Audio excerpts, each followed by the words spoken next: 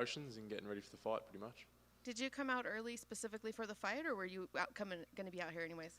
We do try and get out for the international fights earlier now. Just get acclimatized, get the sleep all dialed in, and it makes a big difference. We did that for the last fight in Utah, and it's night and day. You know, one week in a different country is not enough.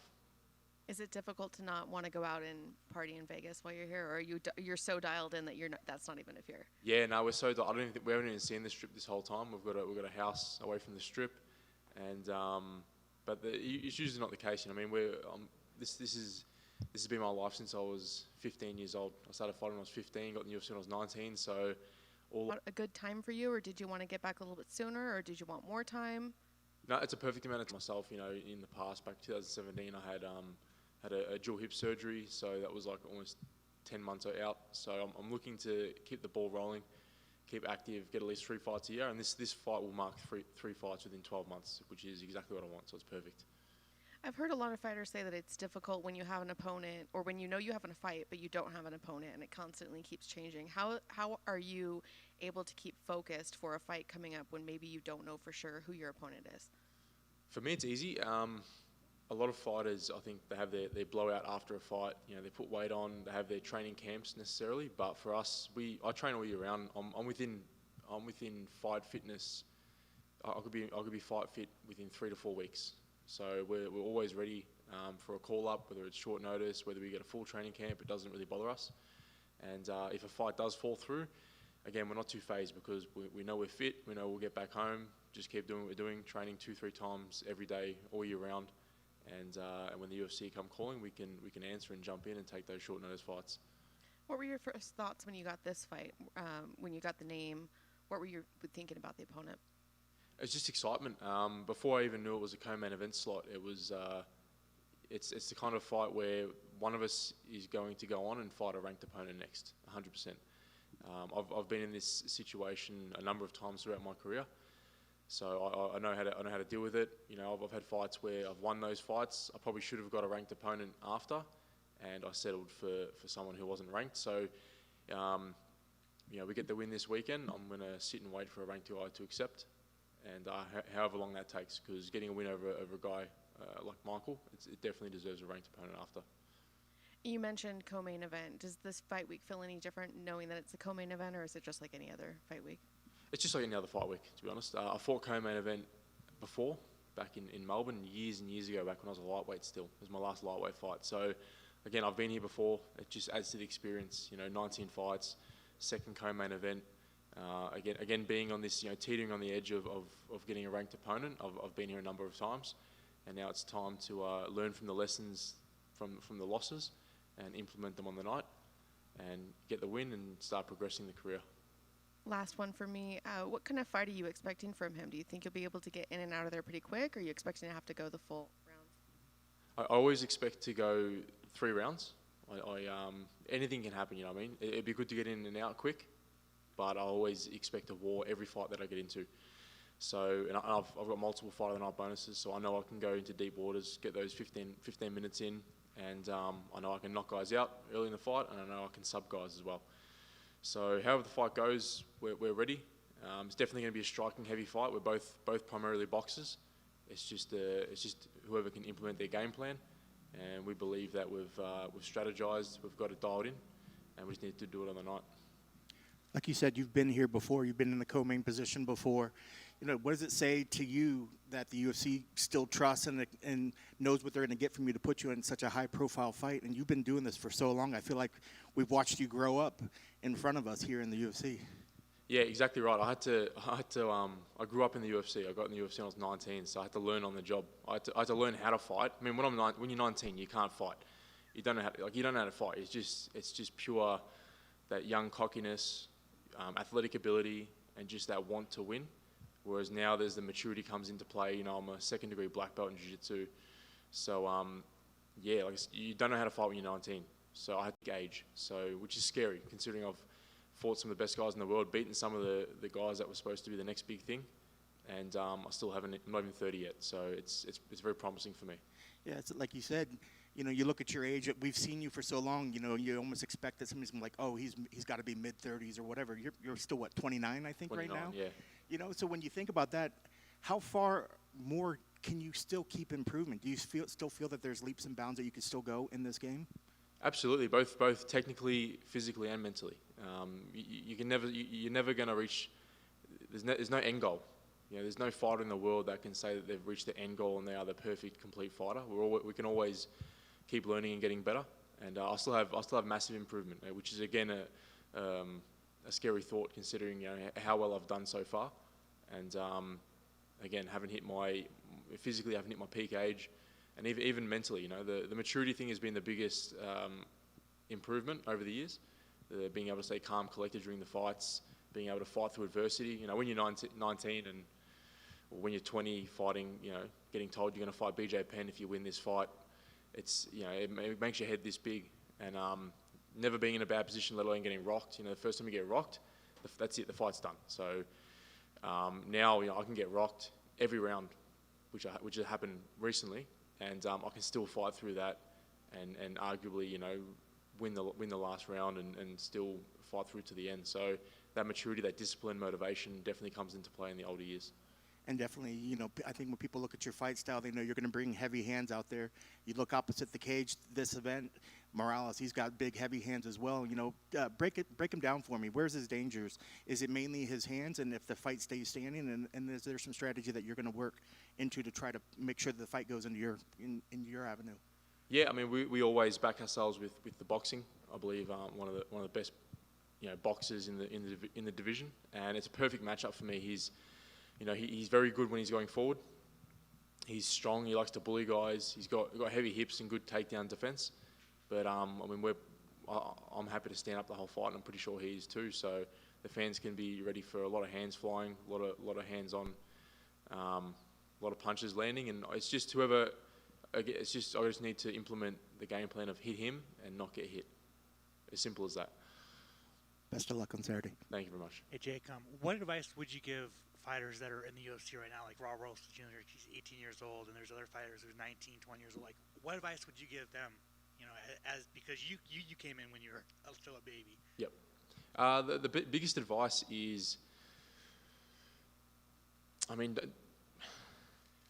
I wouldn't say don't expect too much. I mean, you know, like John Jones was a champ at 23. He was a very young champ, but he's an exception, I believe. You need to treat your UFC career, for the guys getting young, you need to treat it as a marathon and not a sprint. And once I understood that, that's when I felt like I was going to have longevity in the sport. You know, when I was young and I was like undefeated, 12 or 13 fights undefeated, fighting James Vick and getting told this and that. And that's after my first loss, I thought the career was done. I was like, nah, that's it. Like, I've had my first loss. I'm no good. And then once you realise that those losses are part of the journey, and if it wasn't for those losses, for example, I might have beat James Vick. I might have gone on to fight a bigger opponent, and maybe fighting those ranked guys, I could have lost 3-4 fights in a row. I would have been out of the UFC in my early 20s, and then obviously trying to get back into the UFC is the hard part. So with those losses come lessons, and then you implement those lessons into the next fights, and I attribute that to the longevity. So yeah, treat it as an entire journey, not a quick in and out kind of career. And then today's your 8-year anniversary of your win at UFC 293. Can you just reflect on that fight and just how iconic it was fighting in your home state, and just that epic arena? Was that the Ronda Rousey one? Yeah, I can't remember. Honestly, I still can't remember that fight till today because I got kicked in the head in the first round. I got knocked out in the first round pretty much, and then he punched me and woke me up, and then I bashed him for the next 2 rounds, and I ended up winning by a doctor stoppage. So, but yeah, I remember walking out, and then I remember waking up in the ambulance. I woke up and I thought I lost the fight, even though I did an interview with Joe Rogan. I don't remember that. I was shattered. First time Joe Rogan interviewed me, I can't remember it.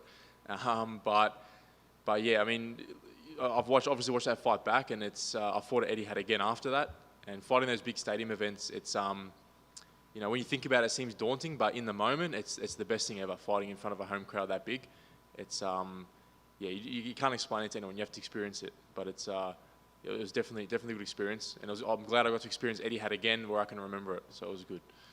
Thanks, man. Thank you. I just got one for you. Yep. You have more fights in the UFC than he has in his entire professional career. What does that make you think when you hear a stat like that? It's it's pretty good. It's a testament to myself and the team and what we've done over the years. Obviously, we've done something right along the way to have such an extensive UFC career. But in regards to the fight, it tells me that I have the experience. I have that edge. Like I said, you know, he hasn't seemed to really be put in a bad position, let alone be hurt in a fight. How's he going to respond when that happens? I've been there. I know how to win. I know how to lose. I know how to fight through being rocked. I know how to fight through being caught in submissions. That's something he's going to have to figure out this weekend. But like I said, I've been there. I'm very comfortable in the UFC. I've had so many fights now. It's still obviously a big deal every UFC event, but I feel at home in there. I feel very comfortable. So that's definitely my edge this weekend. Thanks, guys. Appreciate it.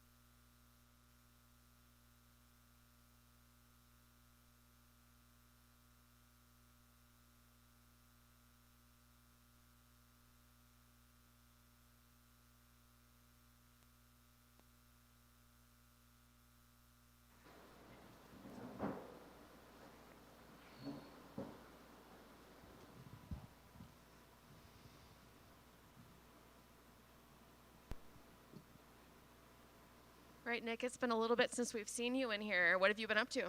Not much. Just been training a lot. I was hoping to fight a little earlier than this, but, you know, it just didn't work out. But we're here now, and I'm ready to go. How frustrating is that? I mean, it's been, I don't know, like 10 months, seems like. It's frustrating for sure. You know, I want to be active. I've been active since I started fighting.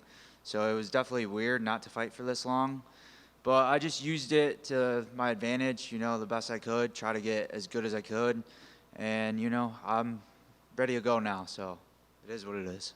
I know you took your debut on short notice and it didn't go your way. Can you kind of talk to me a little bit about how you recover from that, what you learn from that, and going forward, how you adjust to make sure that doesn't happen again? You know, obviously it sucked. You know, nobody wants to lose. I had never lost before, but just try to learn as much as I could from it. I have a great team at VFS Academy, so I had a lot of good people around me who gave me a lot of good life lessons, taught me a lot about that fight, and I realized a lot of the things I did wrong in that fight, and, you know, I have to correct those things if I want to be a high-level guy. If I want to be here and make it to the top, you have to correct those things. So I learned a lot from that fight, and, you know, I'm ready to show. I know you did a grappling match in that time off. How was that for you? Was it nice to be able to have a little bit of competition in the meantime? Yeah, I've done a few of them. I've done maybe 3 or 4 of them since. I just try to stay active. You know, I always want to be competing. You know, this is my life. I've been training since I was 10 years old. So I'm used to competing. This is all I want to do. So yeah, I always just make sure I'm in that competitive mindset. So I'm always finding something to do, whatever it is. Is there a little bit of pressure on your shoulders knowing you're coming off that loss? You know, you kind of had, I don't want to call it an excuse, but you had some reasons why maybe that loss happened. You, like I said, it was short notice, but you won't have that this time. So is there pressure on you that you have to perform and this is really your debut, really showing what you are? Honestly, there's no more pressure. It's a fight. You know, there's always going to be pressure when you're having a fist fight in front of people, you know. But there's no added pressure to it. Also, I'm a huge underdog, and I know that. So a lot of the pressure's on him. They expect him to make a highlight out of me. They expect him to, I mean, they keep comparing him to Sean O'Malley, things like that. So I know what that is, and I just need to go out there and shut all that shit down. What were your thoughts when you got the name originally? I didn't really care. I mean, I'm down to fight anyone. And I think I showed the UFC that. I took that Argueta fight on 5 days' notice, no questions, right away. And then this fight, I know he's the biggest hyped guy in the Contender Series this year. Fuck, I took that fight in a second. You know, I have no problem. I'm here to compete. I'm here to be the best. So I'm not scared to fight anybody. How do you see that fight going between the two of you? You know, it's going to be a dogfight. He is good. He has a lot of talent, but I'm real good too. And I don't know if he really thinks I am. I don't know if he respects me that way, but I'm going to show him how much talent I have. And it's going to be a dogfight, and I'm ready for 15 minutes of hell. If you get through him, is there a chance you might want to have a rematch with Dan, or is that something that you've put aside? You're not going to think about that? I mean, I don't have any ill will towards the guy, but he beat me. I want to beat him. Like, yeah, I want that fight one day. You know, I know it's not going to come anytime soon. We just fought. I'm not going to get a rematch after one fight. But one day I would love to have that fight and show what I could do on a full camp and, you know, show how good I really am. Thank you. Thank you. Just a couple. I know you fought at 45 and you fought in at bantamweight. I believe this fight's at bantamweight. Is there a particular weight class that you prefer? How you when you show up on fight night? Definitely going to be a 35er always. You know, I fought 45 just because it was short notice and they offered me something. And then before regionally, I fought 45 once in a while. Just sort of took what I could get. It was hard to get fights. It's hard to find much, so I just sort of took whatever I could get. And at the regional scene at 45, I'm big, but at this level, these guys are pulling heavy weight. So I definitely have to be a 35er. I'll be a 35er my whole career. I was going to say, you're not a small 35er by any means. No. It's funny you say you're a small 45er. Yeah. So you're a big 35. When you look at this fight, I mean, when you say like you didn't really care about the matchup, I mean, are you the kind that doesn't really game plan for your opponent, or are you just going there kind of worrying about what aspects of your fight need to show up on the fight night? I mean, I know what he's good at. Obviously, I've watched film. I've done my homework, but I mainly worry about myself. Like, I know that my skills need to be able to beat this guy. I can't be – that's one thing I felt like I did a terrible job at in the Argueta fight is I was super worried about what he was going to do. I wasn't thinking about myself. I was thinking a lot about his game plan. So, you know, I just got to stick to what I'm good at, stick to my plan, and, you know, may the chips fall where they may. And that being said, I mean, you're coming in off a loss, Grant. You took on the short-term notice, but you're on the main card. So what does that say to you that the UFC believes in your skill set and your talent as well? I mean, I'm going to just be honest. We're not on the main card because of me. You know, I'm 0-1 in the UFC at 135. Those guys don't get on the main card. We're on the main card because this is supposed to be his show. It's supposed to be his coming out party. So, yeah, I'm realistic about that. I know what it is. And, you know, it's my job to shut it all down. So that's what I'm going to go do Saturday. I was going to say, does that give you a little extra motivation to go in there and steal that hype from this guy and shut it all down? Yeah, I mean, obviously it'd be a big win. I think this has a lot of eyes. I think this is one of the bigger fights on this card for sure, I think, you know, because people really want to see him. So I could take all that hype. I could take everything. So that's my plan, and, yeah, I'm ready to go. And if somebody hasn't seen you fight before, what can they expect out of your type of a fight? I'm just a dog. I'm going to go fight. You know, I'm good everywhere. I'm confident everywhere. You know, I know people might have opinions about me in certain areas, but I know what I can do. I know I'm prepared. I know I train with the best. I mean, I'm training with killers every day. I get pushed every day, you know. So I lose in the gym all the time. So I'm getting better from that, and I'm ready. Awesome. Best of luck on Saturday. Thank you. So, my man, thanks for taking the time. Appreciate it. Thank you. Something you touched on with Amy as far as just that inactivity and time off. Everybody has their own, you know, little journey when it does. Can you touch on that a little bit? What keeps you guys busy? Because we know fighters are a special breed, and you love that competition. And yes, you know, tournaments and such. But what kept you feeling good, feeling alive, or did you reflect any at all on the career as the game kind of passed on? You know, I just have good people around me. I have a great family. My family is really big into this sport, so everybody understands it. You know, my younger brother fights. He's a 5-0 amateur. My older brother was a fighter. My dad fought. So everybody around me understands this life. So I think that helps me a lot. You know, it was frustrating not to have fights, but my brother was fighting at this time. He fought 3 times since I fought last. So just being around this world all the time, you know, cornering people, things like that, gives you that feel. It's not the exact same, but it gives you the feeling of what a fight is like. That's awesome, man. What a treat to have a fighting family. Yeah. To word those debates at the table and watching it. It must be amazing. Yeah. Awesome stuff. But lastly for me, you mentioned studying tape.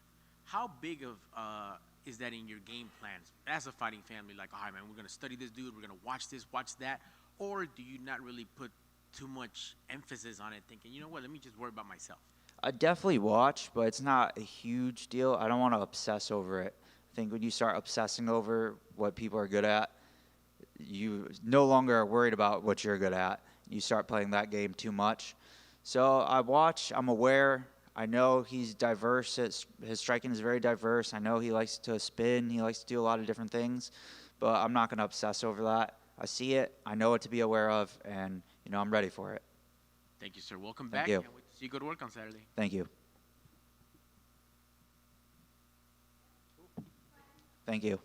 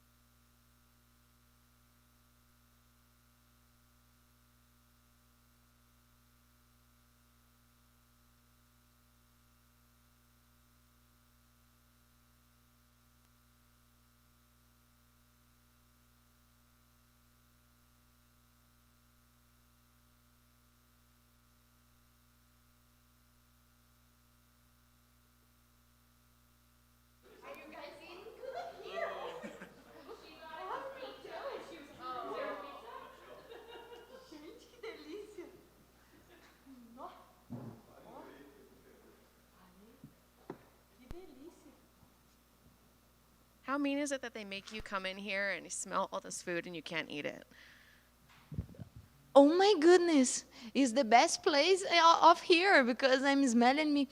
I will eat this after my fight. Okay, I think there is pepperoni and cheese. I don't know where is it, but oh my goodness, you guys are good here. Nossa. So it's been about 5 months since we've seen you. Has that turnaround time been good for you, or did you want to get back sooner? This year has been amazing for me because the first time I will do 3 fights in the year.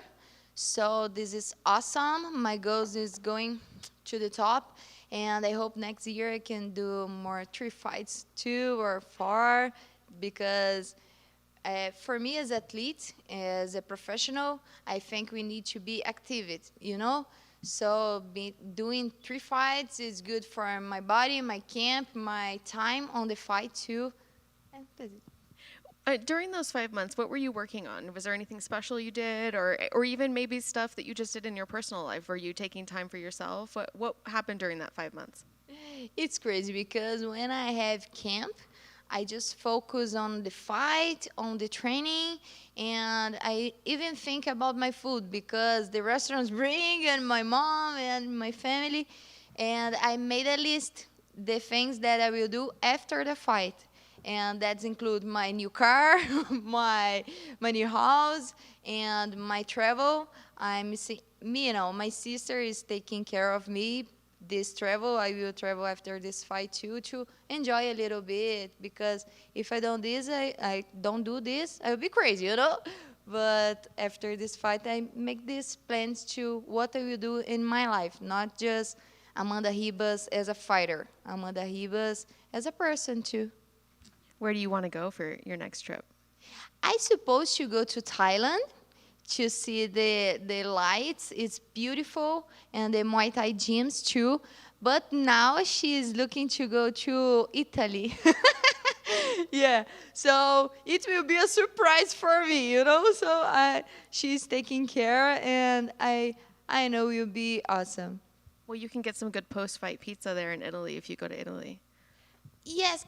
Now my heart is, before was half in Italy, half in Thailand, but now is, I think, 70% in Italy, you know, because the pizza. So can you talk to me about your opponent? What did you think when you got the name? It's funny because I lived with her when we were young in República de Judo. We lived at Belo Horizonte together, the same house, athlete's house, with 26 girls, not just fighter, but players of volleyball, swimming too. And now we see each other here and fight with each other. It's crazy, but good crazy, you know? Because my dad, since I'm baby, he said to me, to my mom, everybody, that I will be UFC fighter. And now I'm here, and she's here too. It's nice. Was there any hesitation to take the fight then because you knew each other, or were you not close like that?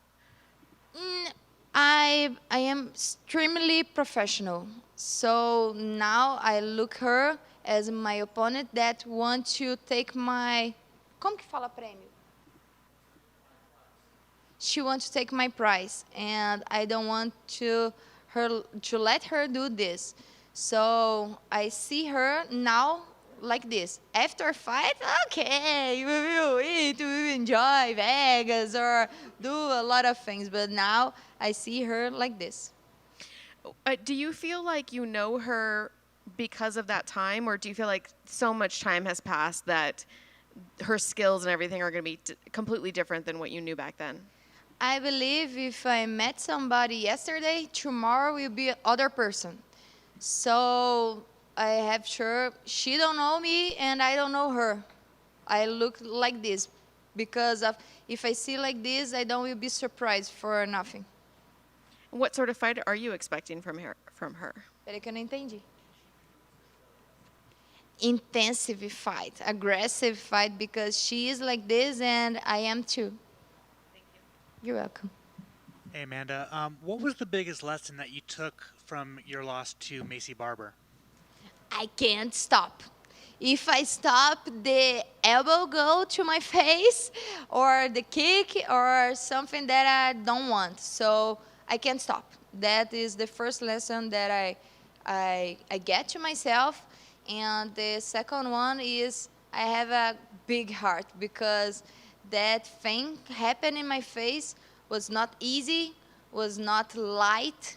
was hard and really dangerous, and I still keep going. So I was like, okay, you can get it, you can do it, and I was proud of myself. You're going back down to strawweight for this fight. What was the decision for that? UFC offered me a good opportunity, and I want to. This year, I made 2 fights in 125, and it wasn't my goal to do 2 in 115. And UFC gave me this opportunity, and I took it. So, I mean, is the plan going forward to stay at 115, or I think you said before you want to fight a lot, so that's why you're fighting at flyweight as well? Yes, yes. If you see, give me opportunity in 115, I'm here. If they give me in 125, I'm here. If they give me 135, I need to eat more, but I'm here too. And it's good because in 115, I already won a lot of good girls, and they are better ranking than me. So if I won this fight, I hope I can go to the top 2 in this weight division. I just wanted your thoughts on the champion of 115, Wei Li. Who do you think she should fight next? I think maybe I want to see Jessica fighting again. I want to see her because for me she's strong, she is a good person, and I enjoy to watch her fights. Were you happy to see her win this past weekend? Like I was watching the fight because I already fought with Mackenzie. For me, looking as a fighter, if Mackenzie won the fight, it's better for me, you know? But my heart was with Jessica. So I was happy for her. As Amanda Ribas, I like Jessica win. But as Amanda Ribas fighter, I prefer Mackenzie. Awesome, thank you. You're welcome. That's it. Thank you, guys. Appreciate it.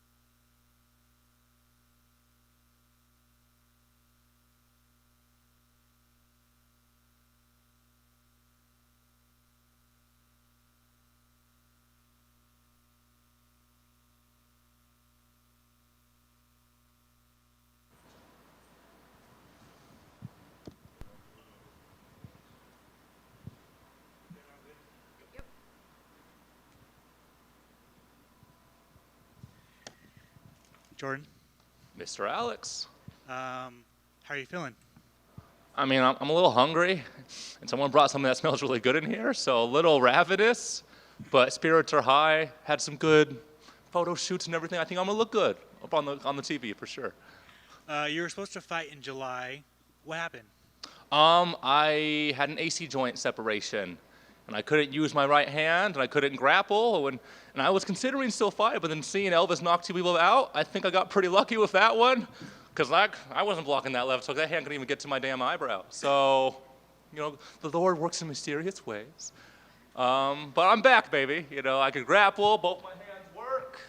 Yeah, I'm happy. You're known to fight through injuries before, you know, so I guess how difficult was it to say, I'm not fighting? I mean, I really didn't want to. My wife would just tell me, like, please don't do this. She's like, this isn't like a leg. I couldn't like put it, like I couldn't switch my stance to hide it. Like I need my right arm, and I couldn't grapple. Like if I could grapple it, if it was my hand, I probably still would have fought, you know. But you know, shoulders are important. And it's like one of those things where it's like, my shoulder still hurts. And I'm talking to all these fighters who had the same injury. I'm like, they're like, oh, mine still hurts. I'm like, oh, how long ago was your surgery? Like 12 years. So the future's looking pretty bleak, but, you know, it's good enough. I won't feel it on fight night, that's for sure. Obviously, Elvis is having a pretty good year. Is that a fight that you still want? No. I mean, the UFC gives it to me, I'll take it. But, I mean, I think now he's ranked higher than me. He's off a 2 knockout streak. If it happens, it happens. But I'm counting myself lucky. So to respect to him, he knocked out one of the most highly acclaimed prospects in the division, and then he knocked out another guy in Brazil. So, I mean, preferably not. But if it happens, I'm down. I won't shy away from a challenge. Chase Hooper, when you got this name thrown in front of you, what were your thoughts on the matchup? I still don't have an answer for that question. Like, this fight could this could be a really sloppy, ugly, like, grappling thing. It could be, like, a very tedious clinch fight. Or it could be really fun, like, grappling exchanges. And, you know, I'm not sure which one I want. Because we're both clearly more dangerous in one position, but it's each other's strengths. And, like, me and Chase aren't, like, buddies or anything. But, like, I support Chase. I watch all of his fights. Like, we talk at the PI when we meet each other. A really polite young kid. Yeah, like, I have mixed feelings about it. But one thing about this sport and about this career choice, like, I'm always beating up my friends. And we do it every week. So, you know, I can beat up an acquaintance for 15 minutes. Before the fight, we're business partners. For 15 minutes, I'm going to hate you. You know, I'm trying to, like, orphan your children, like Sean Strickland-esque things, insert there. And then after the fight, hopefully we could be friends. We'll see. I'm sure you've been seeing it, but everyone's saying, like, this is the most meme fight of all time. I guess, you know, obviously you're both known for your ground game. So, you know, usually if it's 2 ground specialists, you guys are going to strike. But do you want to test your jiu-jitsu versus his jiu-jitsu? I mean, maybe at the UFC Invitational for grappling. But this ain't jiu-jitsu. People don't want to see grappling. You know, they want to see knockouts. I'm going to do my best. I'm not promising nothing, but I'm going to do my best. And he's going to do his best. I'm pretty sure we both went into this fight and we're like, this is the one, you know. He's like, I haven't had he hasn't knocked anyone down yet in his career. He's like, this is going to be the guy I'm going to knock down. Nick Fiore almost went down. It's going to be Jordan. At least that's what I'm imagining. I'm like chasing more evil in my head, you know. Yeah, I think this could be a really fun fight. I think my only chance of fight of the night is with Chase Hooper. Because I'll never try to have a fight of the night with anybody else, but we could bang, bro. Let's go. We could go. You posted about it, and I think a lot of people were shocked that you're the underdog in this fight. What do you think about that? Nigga, you know what I think about that. 260? Plus 260 underdog at one point. Like, Patty made sense. Like 400, 450, he has a lot of hype, but I lost. Proven right. Bookies were right. But, like, why? You know, he beats Nick Fiore. You know, like, if I wanted to outstrike Nick Fiore, I would have outstruck him. I would have finished him. You know, like, that doesn't count. But, you know, people have a very short memory. We broke coming off our best striking performance, and he landed, like, top 5 most significant strikes at lightweight against Nick Fiore, who ruined it. So I blame Nick Fiore for the damn odds. The bookies are going to pay for this one. I'm going to do my best, you know. What if I lose? I'll lose graciously, all that stuff. But I'm very hurt. I was having trouble with this fight until I saw the odds, and I'm like, someone's going to pay for this, damn it. Like, I am not a plus 260 underdog. And then I'm going to say that and get tapped out in 14 seconds. You watch. Speaking of big underdogs, your old pal, Sean Strickland, is now champion. What were your thoughts when you saw him win the title? I mean, it was awe-inspiring. It was very... It was a lot of emotions because, like, a lot of people were like, there's no way. And we're like, Sean could do it, but if he's not going to grapple. Then he went out there and didn't grapple at all and still won. And it's like, you know, he won a belt after losing his leg 4 years ago. He doesn't bend his knees when he fights, you know. He's crippled. He's all these things. And he beat arguably the best middleweight of all time. It's freaking inspiring stuff. It's also like, dude, what are my excuses? Like, I have 2 working legs, you know, and I'm black athlete. Like, I have all the advantages. Like, fate hooked me up, and like some unathletic white guy on one leg and win a belt. I have high hopes, damn it. Like, anyone could do it if Todd Strickland could do it, you know. I wanted your thoughts on Patty versus Tony. I know that you really love Tony and you fought Patty, so what were you thought about that fight? Like, I'm in a weird position, you know, because you always want your opponents to like be very successful because it makes you look better by like association. But it's a lose-lose situation for Patty. Like, I don't think he really gains much for beating Tony. Like, he's already as popular as Tony in terms of like fan base and like social media hype. But like this is the fight. Like, this could be the fight for Tony. Like, they both have bad defense. Statistically speaking, they may improve it. You know, people will be putting me in the comments like, you're an idiot, you know, you're wrong. But neither of them have really shown good offensive wrestling, good defense, or good one-punch stopping power, really. So, like, this is the one for Tony, you know? Like, I think Tony could do this one. I hope he does. And I hope it's not a decision because things happen when you decision Patty Pimblett. I mean, I want Patty to win for my ego, but for my heart and my soul, I want Tony Ferguson to win and then to ride off into the sunset and, yeah, be a fitness influencer with David Goggins. You know, they could lunge off into the sunset. Makes sense, makes sense. And then finally, what's the book count right now? Right now, what's your wife's book count at? 60, I think 69. Trouncing her, 82 right now. Hopefully I'll be at 85 by the end of this week. But also, if I get knocked out, I'm probably going to have to reread some passages. I'm not going to remember that. So at least 84 for the end of this week. But 82 right now. I just finished like 8 more books this month. I'll have a really easy, lazy December with a newborn. Yeah. Awesome. Thank you. I've just got one. You kind of mentioned it. I was wondering what your thoughts are on the whole David Goggins training. Like, what's, like, from a serious standpoint, what do you think of that kind of training for a fighter? I mean, Tony's main strength was his conditioning, his mental toughness, and that's not been his weak point, in my humble, unranked, nobody opinion. You know, Tony's always been mentally tough. He's always been crazy. He's always trained crazier than any other fighter. So I think it's weird for him to double down on where he's not showing anything lacking.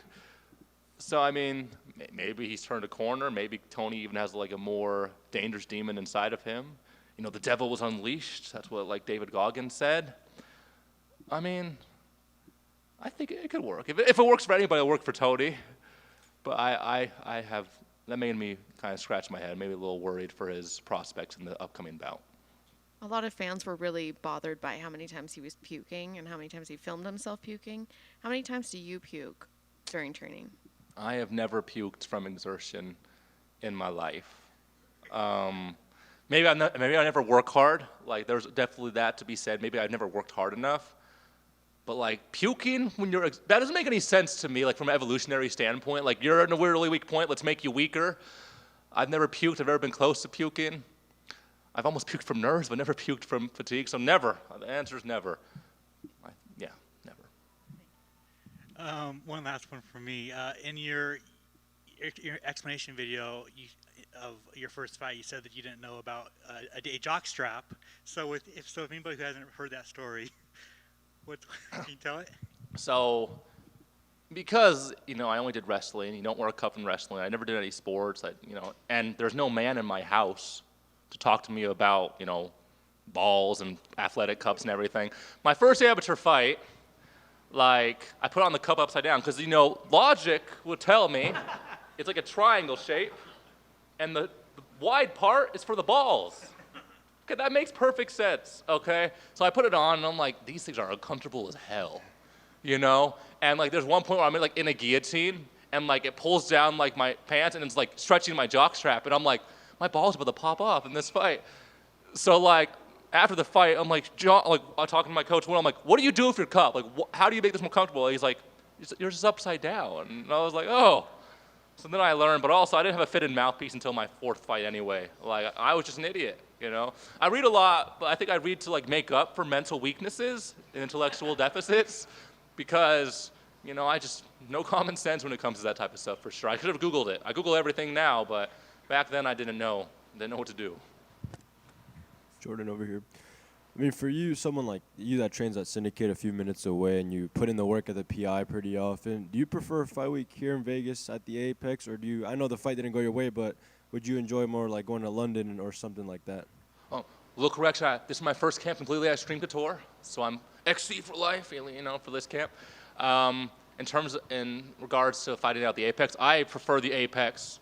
It's the best. Like, I mean, I've only fought in London where everyone hated me and threw stuff at me, and I smacked a fan. Like, that was a really, like, divisive, bad experience for me. And then, you know, not to mention the teabag, all that stuff.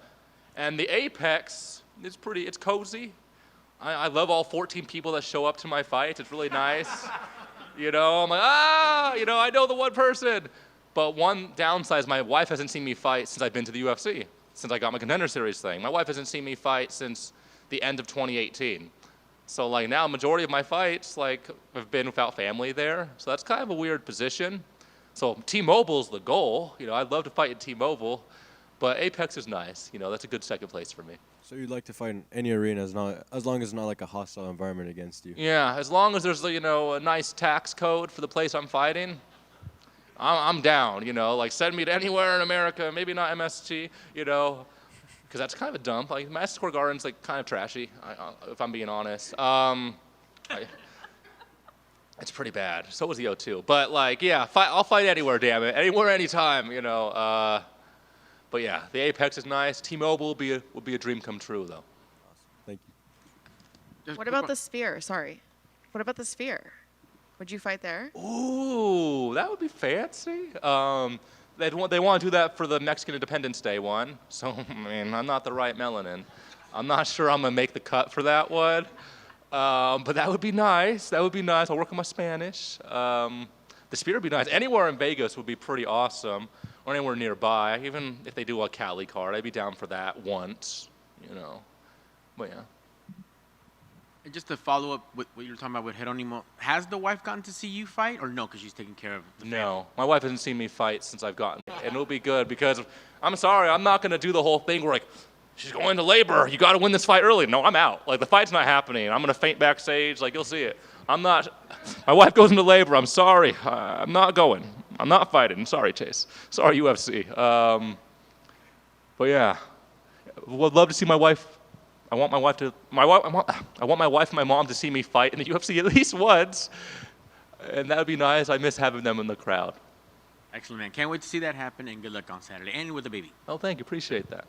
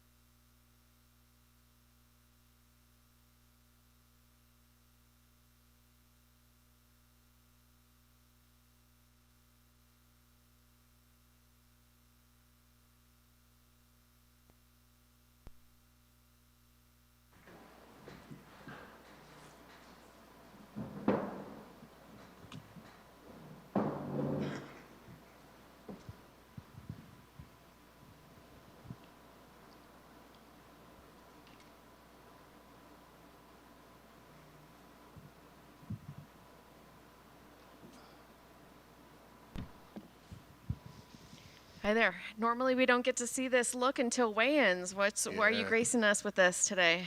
It's part of the media. I've been given an opportunity to showcase my war paint, talk a little bit more about it, and just embrace being Paul Craig, which is pretty cool. It does feel a little bit strange wearing it, and there's no final face-off. I don't get to do the whole pageantry thing where I get to be in somebody's face. So if there's any takers out there that want a shot of this, come and get some. Not me. Everyone's pointing at me. No, thank you. Have you run into your opponent yet here with the face done up? I haven't seen him today. I think we're pretty much coming to the end. Been here for about 9 o'clock, just doing bits and bobs, but he'll see it. He'll see it coming. How long does it take to get that off at the end of the night? When I do it, it takes less time, but I imagine when a makeup artist does it, there's a little bit nicety in it, so I imagine it's going to take a lot more scrubbing to get off. One of the first times I ever did it was done by a makeup artist, and it ended up I had like a blue eye like for the fight. So if you watch back my first fight against Henrique de Silva, you can see I've got this nice blue eye. It just makes it sparkle. I bet that freaked your opponent out a little bit. Well, that's part of it, you know. Scottish people rock this paint when they're ready to go to battle, or ancient Scottish people. So I'm carrying that tradition on. When the Scots are ready to go to battle, we rock it. We've seen Chris Duncan rock it as well, so definitely starting a trend. So can you talk to me a little bit about this fight week compared to the last fight week? That was your first one at middleweight. How is it feeling now? Do you feel like you've gotten into a groove yet? Yeah, although it was my first time making middleweight, it was officially. I had already made it prior to that. I'd made it twice just to make sure that the cut, we were able to function and perform at our best ability. Because the last thing you want to be doing is spending all this time during fight camp making the cut, and then you can't perform. So we've made it a few times. We had the gold standard in London, and that's the way we've been running this kind of thing. So if we can hit all the same numbers, all the same milestones, then we'll be able to make middleweight and perform at the best of our abilities. Right now, we're bang on the money. We're sitting at gold standard. With regards to everything else, like speed, power, all these attributes that help me be an athlete, they are through the roof at the moment. Everything is going so much better than it was in the previous camp. So it's a positive place to be as a fighter. Do you wish maybe you had made that move sooner, or do you feel like the timing was perfect? I've thought about this a lot. Being a 35-year-old man, you know, I've seen some things, done some things, I've got some experience. I've learned my lessons through doing certain things. If I was a 25-year-old version of myself, I don't think I'd have the discipline or the commitment or the drive and determination that I have now. So I think it's came at the right time. And I know it's like hindsight, like, oh, how good would it have been to be a middleweight as a young up-and-coming prospect? Now, how good is it to be a middleweight as a 35-year-old Beardew? That's more scarier than a 25-year-old Paul. Can you talk to me about your opponent? What do you think of the matchup? I think it's a great matchup. Like, very rarely do you get the UFC making bad matchups, or you look at a card and go, oh, he's losing or he's winning. The UFC matchmake it so well, and when it comes to the night, it's what makes the shows so great. This is one of these battles where a lot of people are saying, like, it's going to be a grappling battle. I don't believe that. I believe this battle is going to be very much a stand-up battle. Who's going to control the distance, who's going to control the octagon, and then from that, who's going to capitalise with these heavy shots, imposing damage, imposing will, and then from that, it'll be then ended on the ground. So it'll be one on the feet, ended on the ground. And, you know, I know that as a fighter, you're going to get criticism from fans, you're going to get criticism from the media, and even other fighters. But there was a recent interview with Moicano where he said that you had terrible striking. And I'm wondering what your thoughts are, if you have a message for him, but also how different it is to hear criticism from somebody who actually fights. Yeah, you know, when fighters or MD gives you any criticism, you obviously want to show them that they're wrong. But until you've had any of this smoke, like, you can't just sit there, regardless of a fighter. If you catch, these hands, you'll know how good my striking is. When it comes to the night, it's going to be a grappling battle. I don't believe that. I believe this battle is going to be very rarely do you get the UFC making bad matchups, or you look at a card and go, oh, he's losing or he's winning. The UFC matchmake it so well, and then from that, it'll be then ended on the ground. So it'll be one on the feet, ended on the ground. And, you know, I know that as a fighter, you're going to get criticism from fans, you're going to get criticism from the media, and even other fighters. But there was a recent interview with Moicano where he said that you had terrible striking. And I'm wondering what your thoughts are, if you have a message for him, but also how different it is to hear criticism from somebody who actually fights. Yeah, And we've showed glimmers of hope in our striking, and we don't need to be a good striker. All we need to be is a good jiu-jitsu practitioner, and we've showcased that as a light heavyweight. We've beaten some of the top grapplers in the light heavyweight division, and then we obviously beat Munoz, who's a very high-level grappler. So when it comes to showcasing my talent, like, I've already showcased that. How many guys' arms has he broken? And last question for me. There was a big light heavyweight fight last week, and I know you're not in the division anymore, but what were your thoughts on that title fight? I always keep my eye in that division because that's where I cut my teeth. And as I get older, maybe there's an opportunity for me to go back there. When I'm looking at these guys and I'm seeing their groundwork, because I'm very much a jiu-jitsu practitioner, I see opportunities and I'm thinking, right, they're very dangerous at striking, they're very strong, they're very powerful, but their ability to jits with the best is not there. And it fills me with hope. Thank you. Hey, Paul. How you doing? 16 fights in the UFC, first main event. How does that feel? I had no idea it was 16 fights in the UFC, so it's time flies. I've had more fights in the UFC than I have outside the UFC. I've definitely cut my teeth in the UFC, learned my craft, improved my craft, became a much better version of a fighter, if you will, and I'm only getting better through every single fight camp. It's a great opportunity to be the first Scottish fighter to headline a card. Like, that was one of the goals I set way back when I first started doing MMA, was like, I would love to headline a UFC. I would love to have the UFC title. And I think the other one was I wanted to be part of the computer game. Now, within a couple of years, I've ticked all the boxes, and then it's now about resetting new goals and then getting closer to that title. Like, I know it's close. I know I'm in the mix. I've been given an opportunity, but what you can't do is look past your opponent who's standing in front of you.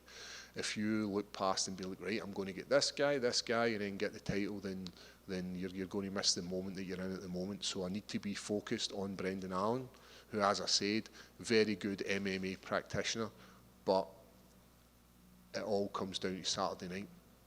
Is it even more special? Like you said, you know, you're older. You're the second leg of your career.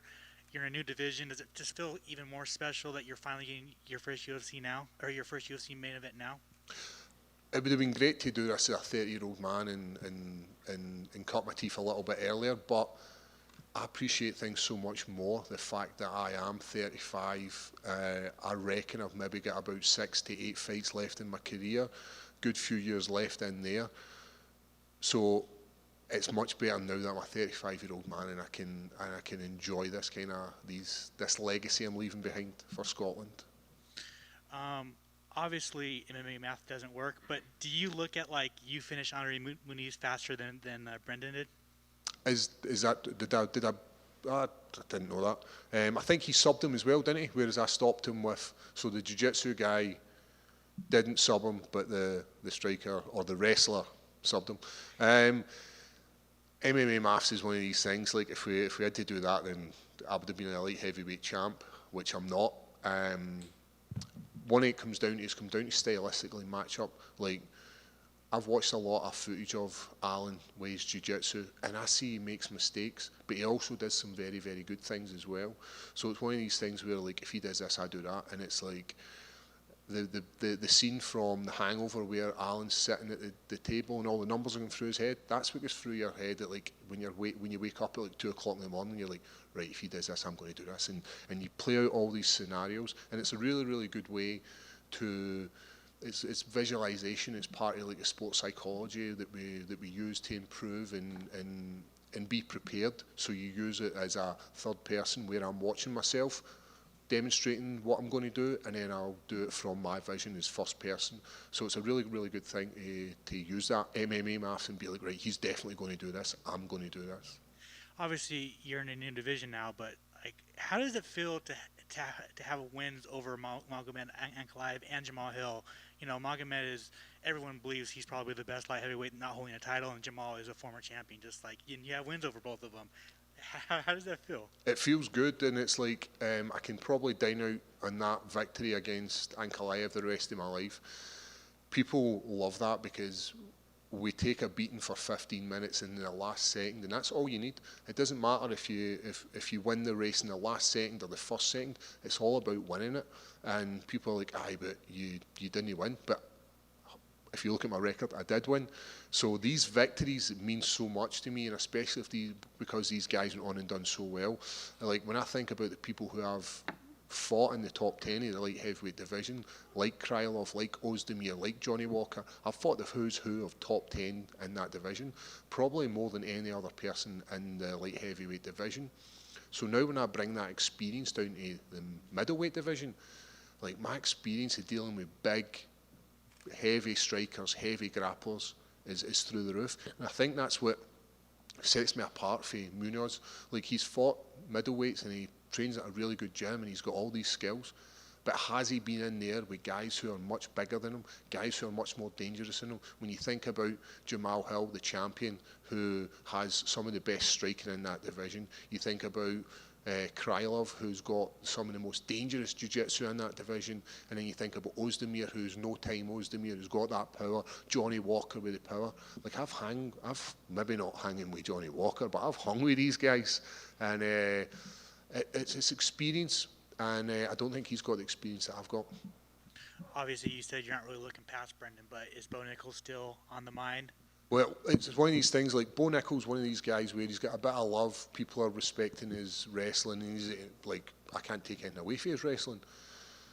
But there's other guys in front of me who I would love to fight. There's, as I said, 35, 8 fights. I want to get as close to the title as I possibly can.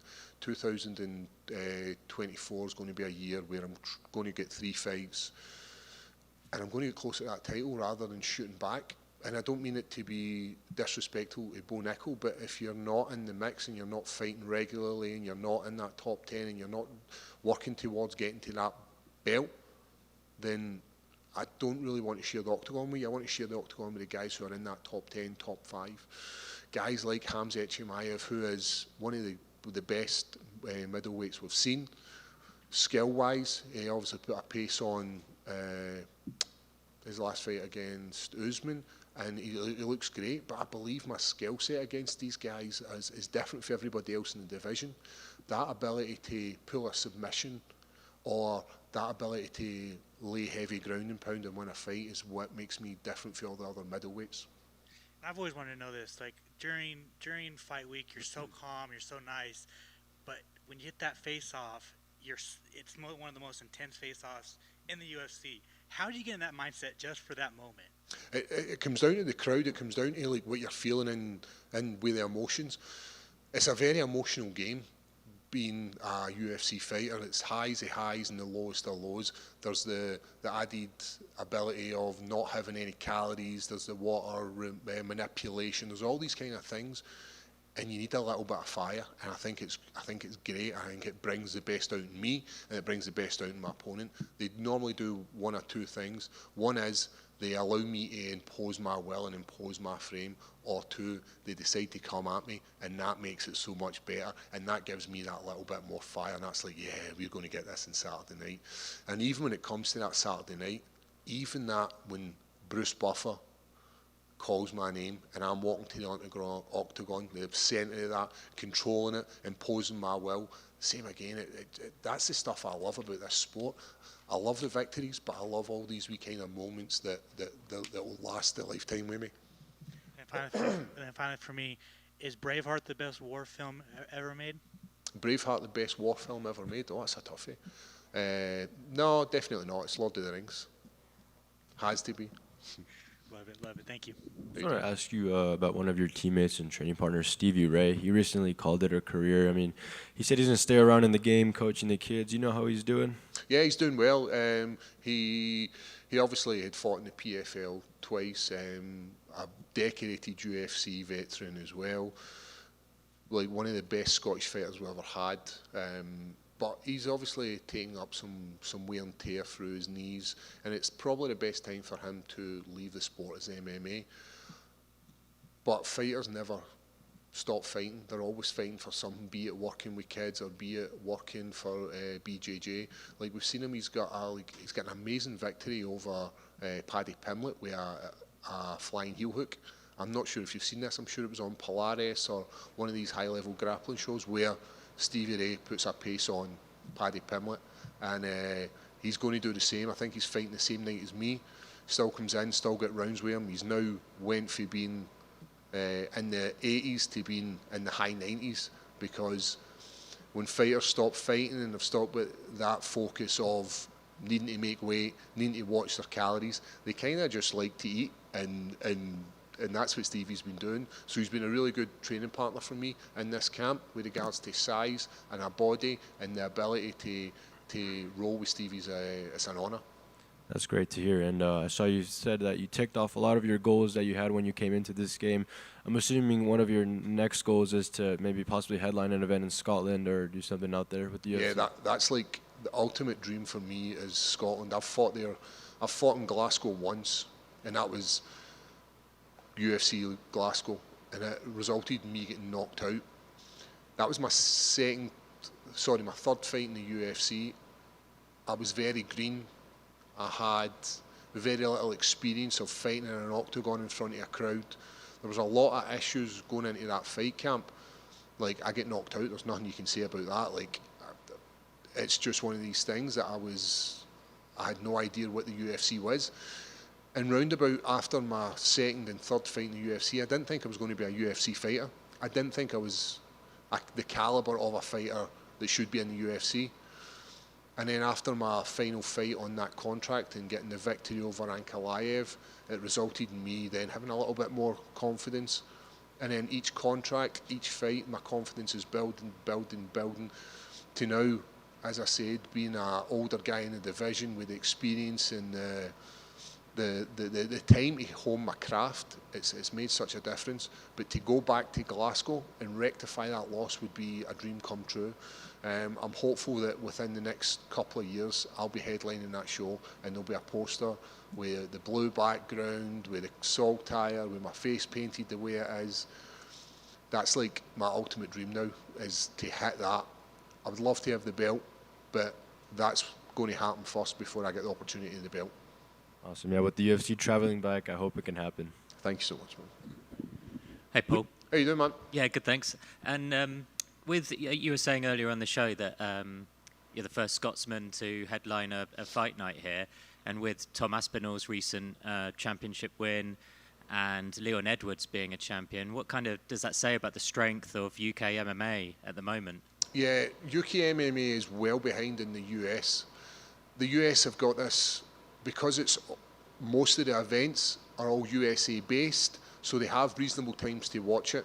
And I think that's one of the downfalls in UK MMA, because we maybe get 2 or 3 cards a year that are a reasonable time, be them in Europe or be them in Australia or Abu Dhabi, wherever they are. But when you watch them, how they're meant to be watched, in a crowd with fans discussing what he should have done, what he could have done, how you would have done it, that's how it's meant to be watched. I was lucky enough on Saturday there to see Tom Aspinall win the belt in a pub in Las Vegas, surrounded by fight fans, and the place erupted when Tom won. And it's like, it fills me with hope. And the fact that Tom's a champ, Leon Edwards is a champ, we've got some cream of the crop rising in Europe as well as the UK. I believe there's opportunities for a huge card in the UK, an arena tour, maybe like a stadium, get all these guys over, numbered event, sells out, and it pushes the sport to the next level in the UK, because that's what we're needing.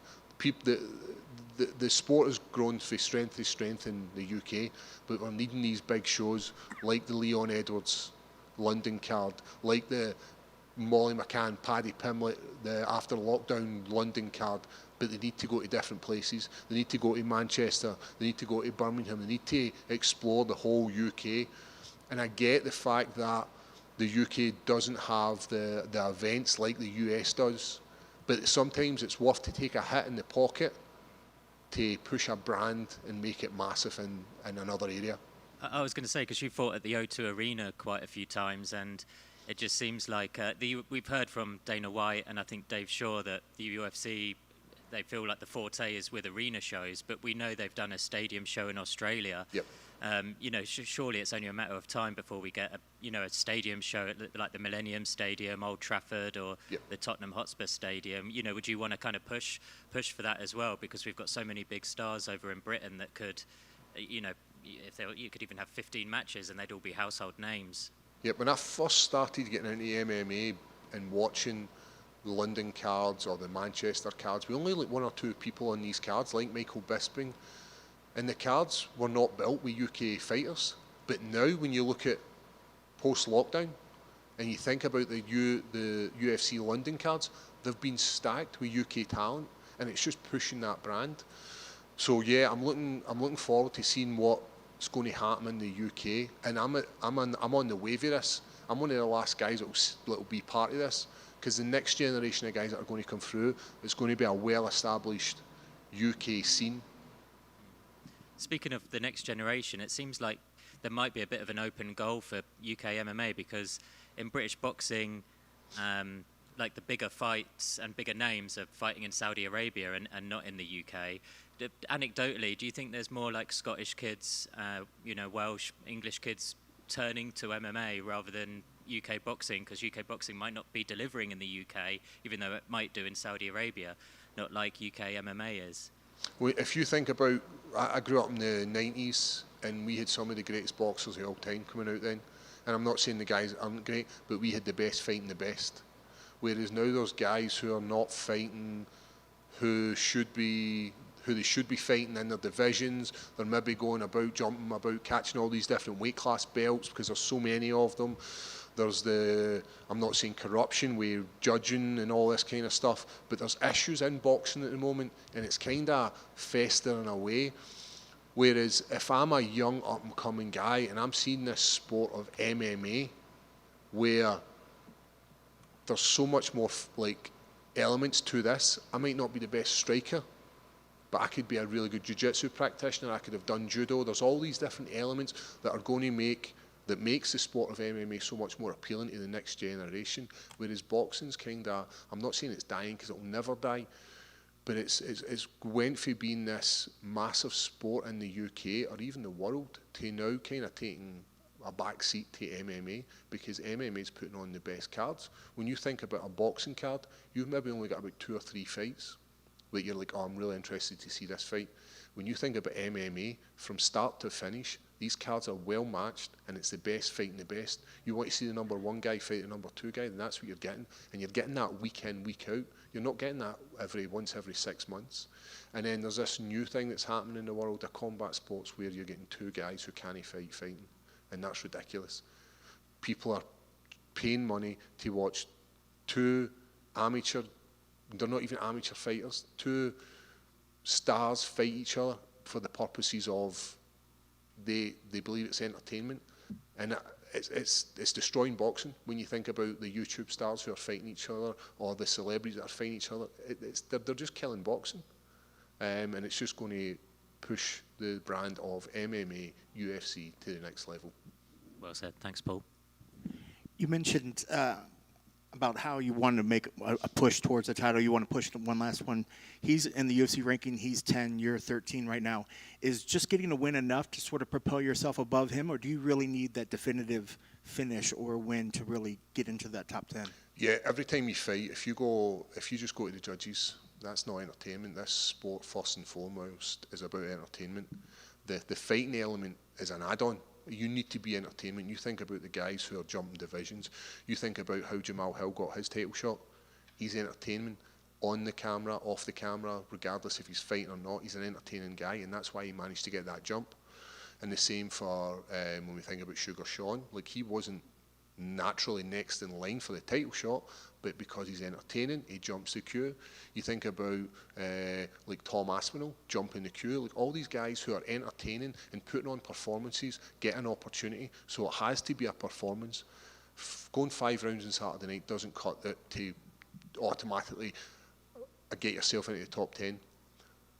Putting on a performance, getting a slick submission, getting some heavy ground and pound, getting a knockout, that's what gets you in that mix. It's not about the victory, it's about the element of how you get the victory.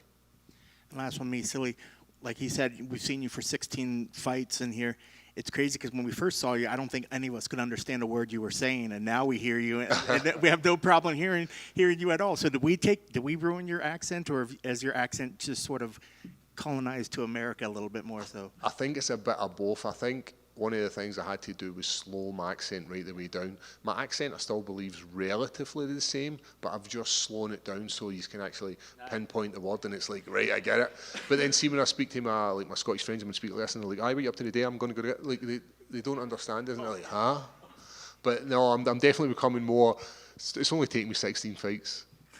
I've told this story before, but when I fought in Sao Paulo, and they were doing the in-ring interview, and they were like, right, if Paul wins, we're going to get a translator.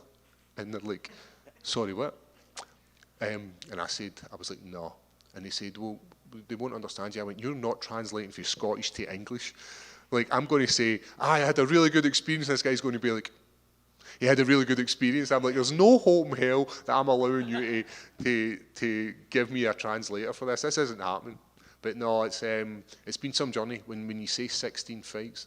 And I think somebody tweeted the other day saying there's only been 400 people who've main evented, have been the main event. So 400 people, and I'm one of 400. So like these are all the things that I love about this sport. It's about being the first to do something, or having the UFC game, or being one of the Panini cards, or headlining and doing all these kind of things for the first. I love, and representing Scotland, like the UK scene is obviously getting bigger, but the Scottish scene, I want to try and push that, and I want to be the guy that's the MMA fighter for Scotland.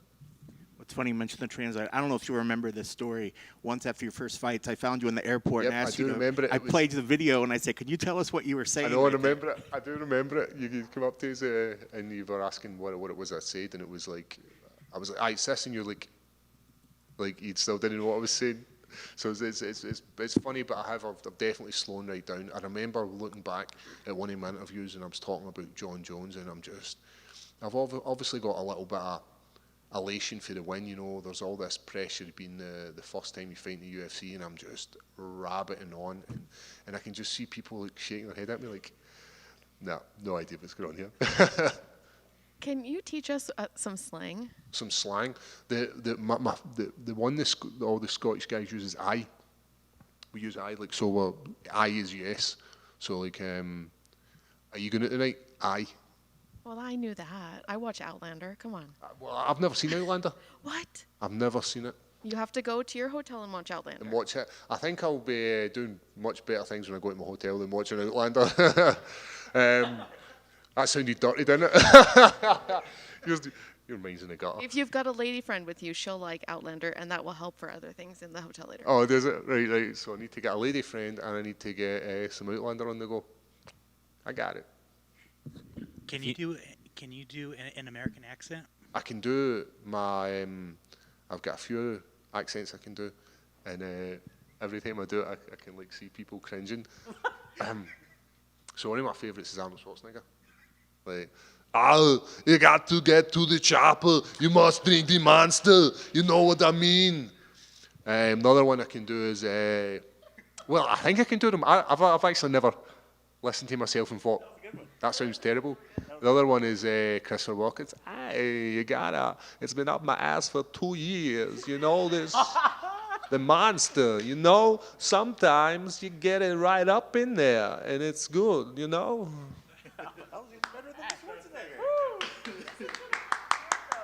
When it's inevitably cut and your face will be painted. And I'm like, and then somebody's like, hey, it's up my ass for 2 years. And I think that's pretty much all my accents I can do. Can you do one of Dana White? I don't know, but so people always ask me, they're always like, Paul, what is Dana White like? And I'm like, I've only ever spoke to Dana White like a handful of times, but he reminds me of Tony Soprano. He's like when I see him, I'm like, that's Tony, that's the boss.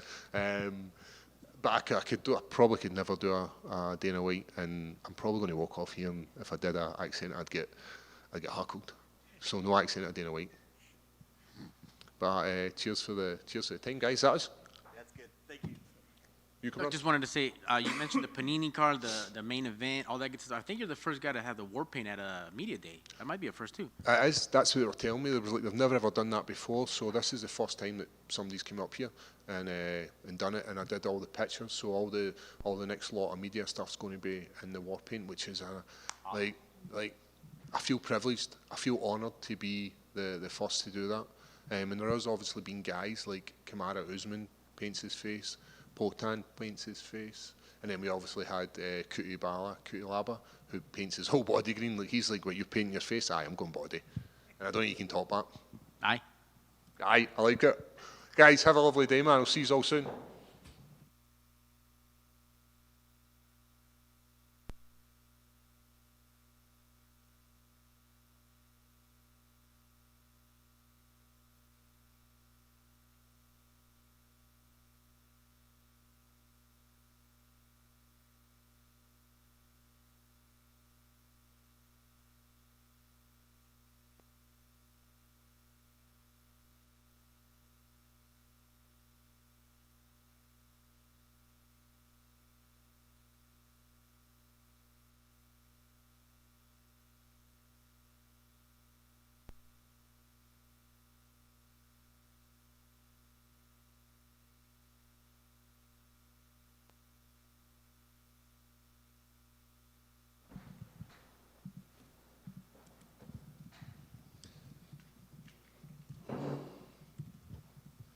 What's up, guys? Sorry if I left a lot of you on red.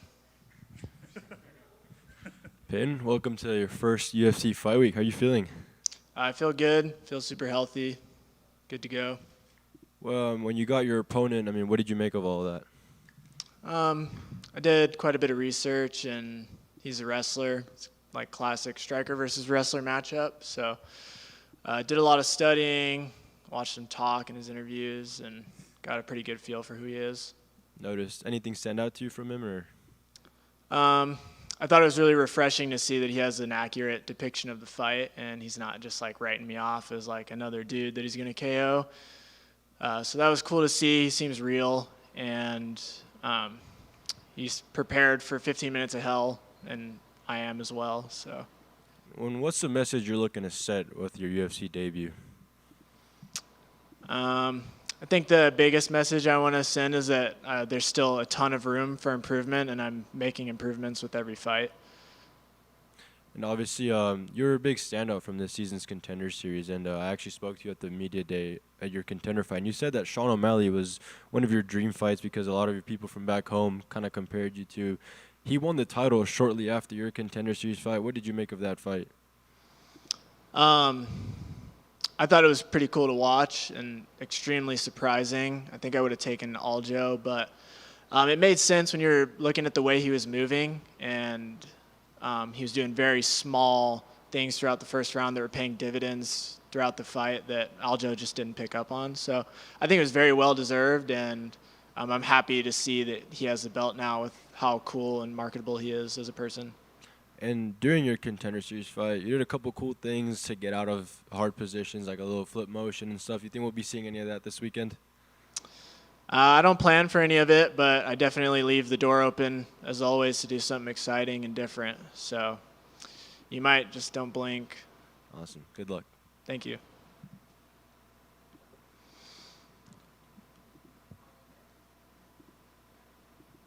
Cool.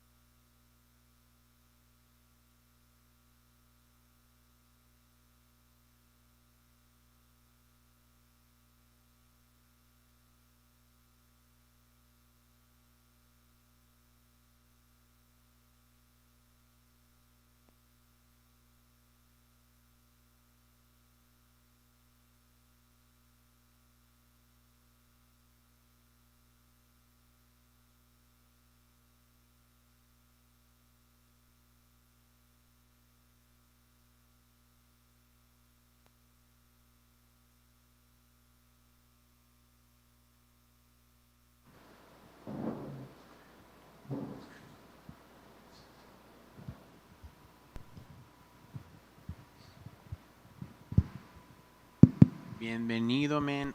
Otro evento en el Apex. Muchas Cartelera gracias. principal, oponente más peligroso, ¿cómo te sientes? Ya regresando a Las Vegas. Casi, pues tu casa, ¿no? Welcome again. One more fight week. Main card. Another good opponent here at the Apex, a place that's always home for you right now. Muy bien, muy feliz de estar nuevamente peleando, regresando a pelear. Así que pues muy contento y ahora muy emocionado de ser una pelea coestelar de la noche. Very happy. Always happy to be fighting again. Always good, and also very happy about the fact that it's a co-main on the night. Me imagino que ya tienes buena práctica entrenando en Las Vegas, usando los gimnasios, el PI, lo que sea, pero ¿has podido hacer algo nuevo o ya tienes tu rutina para cuando peleas aquí en Las Vegas? Sí. I imagine they already have some sort of, kind of like a practice routine here in Las Vegas. You probably know how to use the gyms and go to the PI. But in this case, were you able to do anything new? Did you incorporate something new into your training this time around for this fight? No, simplemente el mismo trabajo con mis mismos entrenadores de siempre, pero mejorando, claro, ahí en Tijuana, en Entran. Venimos más que listos para la pelea. Solo hace falta bajar de peso la gordura y pues ya, estamos todos listos. No, same training out there where the same great training we always had at Entran in Tijuana. I think we come in very ready for this fight. The only thing remaining is just lose a little bit of a fat out there for the weight cut. That's it. ¿Se hace más fácil o se complica un poquito ya que estás, más adolescente, más adulto, o no está así tan difícil como lo pensamos nosotros? Is it easier now? I guess you're more growing as an adult to do it, or is it as hard as we think it is? How is it weight cut for you? Sí, ahora últimamente, ya que desde que llegué a Tijuana, el entrenamiento es súper diferente, entonces el peso comencé a subir en masa muscular, en lo que es grasas y todo eso. Aprendí a tomar lo que eran las proteínas y todo eso, entonces sí me cuesta ahora un poquito más dar peso, pero no se me dificulta tanto. Así que eso es algo beneficioso para mí porque me ayuda a controlar mi físico, mi fuerza, mi masa muscular y todo eso para estar en forma para el día de la pelea. Yeah, it's a challenge because not hard, but a challenge because of the fact that ever since I got to Entram, the training is hard, so I've just gained a lot of. It's strong. It's a lot of strength training, so you get a lot of muscle mass and you pack on some weight, and then afterwards, obviously, it makes it a little bit more difficult because you need that will comes with fat as well. But I know how to manage my protein intake. And it's just something that as I'm learning to get better every single time. But it's just something I have to start. It's better to, I'm learning how to control my body for the fights. Muy bien. Tu oponente que te dieron, ya que estás escalando y moviendo tu carrera hacia adelante, el último oponente fue un veterano. Ahora te dieron un nombre como tú que está subiendo y obviamente tiene esa potencia, ese poder, que sabemos que tú peleas con quien quiera, cualquiera, pero ¿qué más emoción te da ese nombre cuando lo viste en el contrato que dices, puede ser la pelea de la noche posiblemente?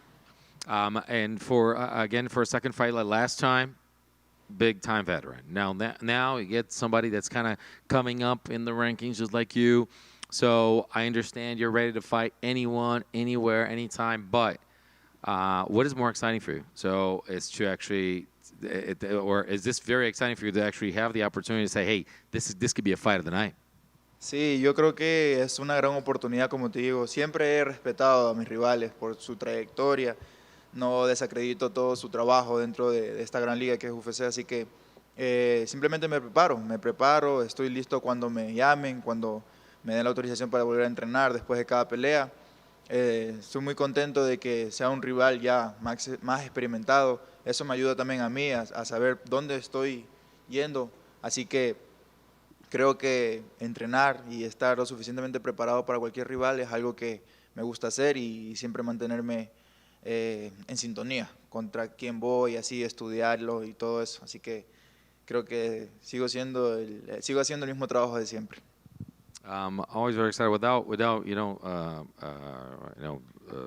diminishing his power, his journey in the UFC. But I'm very happy to actually have this opportunity. Just somebody that understand where I am as a fighter. I keep training for this person, improving for different fights. I'm always this guy that's trying to improve and get better, but I always try to improve for the next fight. I'm always doing the thing that I'm always training to be the best. I'm always training for the fights. It doesn't matter who it is. Just ready for the fight. Always getting ready for a fight. Gracias, man. Y suerte el sábado. Muchas gracias. Does anything stand out to you about Jake Matthews as your opponent this time around? ¿Alguna cosa en específico como que se te sale así en la pantalla acerca de Jake Matthews para esa pelea? Sí, me he dado cuenta de que es un peleador un poco ortodoxo, al igual que yo. Pelea con las manos abajo, al igual que yo. Así que creo que va a ser un poquito chocante los estilos. Y vamos a ver qué pasa. Yo creo que va a ser un poquito complicado al momento de analizarlo, porque los peleadores que pelean con las manos abajo por lo general no se sabe de dónde vienen los golpes. Así que creo que eso va a ser un poco chocante y emocionante en la pelea. Yeah, I think it's the unorthodox fighting style, like I have, someone who strikes with his hands down, like I do, and I think it's going to be very curious, and it's going to be a little clash of styles. I mean, it's a little harder to assess what the other fighter is going to do, because when your hands are down and you're a striker, you don't know where that's coming from. But I think that's going to be a little curious fact about the fight. And I've noticed that you like to resonate yourself, and you're a big fan of Miles Morales from Spider-Man. Would you consider adding that to your nickname, or maybe wearing one of his masks or something like that? Y obviamente sabemos que te gustan que te gustan los dibujos y todo eso, y te gusta Michael Morales, el tema de Michael Morales. O sea, alguna manera de incorporar eso en tu apodo, en tu personaje, ¿cómo va a ser? Puede ser, yo creo que he analizado mucho ese tema de los apodos para la pelea. Me gustaría mucho también que la gente escoja eso para las futuras peleas. Yo poco a poco voy a ver cómo le voy a resolver ese tema del apodo, pero me gusta mucho lo de Miles Morales con respecto a mis peleas y todo eso. Yeah, I've been studying this one, just thinking about opportunity, maybe thinking about the nickname as well. I think that's going to be up to the fans as well to kind of decide for my next fights. But I really like the connection with Miles Morales for the future. Para salir en el futuro juego. ¿Perdón? Para salir en el futuro juego. Of course, to be in the game in the future as well. Sí, sería chévere. Yo creo que Miles Morales sería un apodo muy chévere. Ooh, I think Miles Morales would be a cool nickname. Sí, estaría bien. Y otra en español, ya que vimos unos peleadores salir con las banderas, ¿vas a salir con la de Ecuador y la de México este fin de semana? Now, one in Spanish, we've seen lately fighters come out with flags. Are you going to come out with the Ecuadorian and the Mexican flag on Saturday? Sí, a última hora me contaron lo de las banderas, no las traje, por cuestión de tiempo ya venía en camino, así que no las pude traer, pero me hubiese mucho sacar las banderas, así que en una futura pelea sí lo voy a hacer. Yes, I kind of found out last minute about the flags, and I did not bring the flags. But if I get an opportunity to get them, of course I'll come out with both. Y obviamente hay otro peleador ecuatoriano, Chito Vera, va a pelear por título. ¿Qué significaría para tu país que Chito gane el título en marzo? And another Ecuadorian fighter that we all know, Chito Vera, is going to fight for the title. What would it mean for Ecuador to have him as a camp? Sí, yo estoy 100% seguro de que Chito va a salir con la victoria en lo más alto posible. Ya lo hemos demostrado, Ecuador sigue siendo el país más arrecho para mí. Yo creo que esta es una oportunidad que él se ha buscado sí o sí. Ya le ha ganado a O'Malley y él está seguro de su trabajo, así que yo le doy la confianza 100% a Chito de que va a salir con la victoria. Esta es una gran oportunidad para él y muchas puertas para los ecuatorianos, la gente de Latinoamérica, para México, para todas las personas que lo han estado apoyando a él también. Si Dios lo permite y se da la posibilidad de que compartamos cartelera en algún momento en ese evento también puede ser, sería algo súper importante para toda la gente que nos está apoyando. Así que simplemente le deseo lo mejor del mundo y que en un futuro pues se mantenga como campeón. I think, I'm very confident Chito is going to come out with a win. I'm very confident about that. I think it's just representing a country that I'm saying it's the feistier of them all. Ecuador also, I think he's beaten him before. He knows what to do. I'm pretty confident that he's going to beat him again and continue to be and be a champion and continue to be. And then He's shown what he's about. It would mean so much. So many doors will be open, not only for Ecuadorians, but Mexicans, Latin American fighters in general. I may have an opportunity. I would love if God permits an opportunity actually to share the card with him. Maybe that card I'll be able to be in there. But I'm sure it'll be great, and it'll be an amazing win for all of Ecuador. And I'm pretty sure he will continue to defend his title. Ya con todo el talento que está saliendo de Ecuador, ya en 2024 hasta que quisiera hacer un evento en Ecuador. With all the talent that's coming out of Ecuador, perhaps 2024, an event in Ecuador? Así es, eso es lo que más deseo ahora, que se pueda hacer un evento en Ecuador. Quién sabe y se vuelva a hacer o se cree un Performance Institute también en Ecuador, estaría de maravilla, que la oportunidad se diera en cada uno de los países de Latinoamérica. Un Performance sería de lo mejor, que experimenten todo esto que tienen aquí en diferentes lugares de Latinoamérica. Ahora que se va a abrir el Performance en Ciudad de México, también va a estar muy, muy increíble para las futuras estrellas de UFC, así que simplemente se desea eso, ¿no? Que se cree el Performance, que se cree un evento de UFC en Ecuador, en México, en todos lados de Latinoamérica, y pues que nos den la oportunidad de seguir brillando como latinos. Of course, it will be an amazing opportunity. That's what we love to have. I mean, it's a dream for us to actually have to have an event in Ecuador, and it's just to open and just to give the opportunity to everybody out there to experiment all this and to experience everything that's that people have around here. As you know, the PI opening in Mexico, this is going to just open up a lot of doors there, and we have an event in Ecuador, maybe have more PIs everywhere, more stuff in Mexico as well, just for everyone to understand, how Latin American fighters are and how the Latin American fighters are and what they deserve to have. Gracias y buena suerte. Hey, Michael, I know that you said that you wanted to be more active. So, are you having hard time fighting fights? Mencionaste ya que quería estar más activo. ¿Estás teniendo una dificultad ahí para conseguir peleas? No, realmente yo simplemente espero la oportunidad cuando me llamen. Como les digo, simplemente decidieron llamarme en esta ocasión y pues bienvenida sea la pelea. Así que simplemente me sigo preparando y espero cualquier oportunidad. No, I'm just always ready, just waiting for the opportunity, waiting for that call. I mean, they called me for this one. I'm right here. I mean, I'm always just training, getting ready, waiting for that call. Were you a little bummed to not fight on Noche UFC? Bueno, ¿te quedaste un poco triste porque no peleaste en Noche UFC? Pues puede ser. Yo simplemente, como te digo, espero la oportunidad.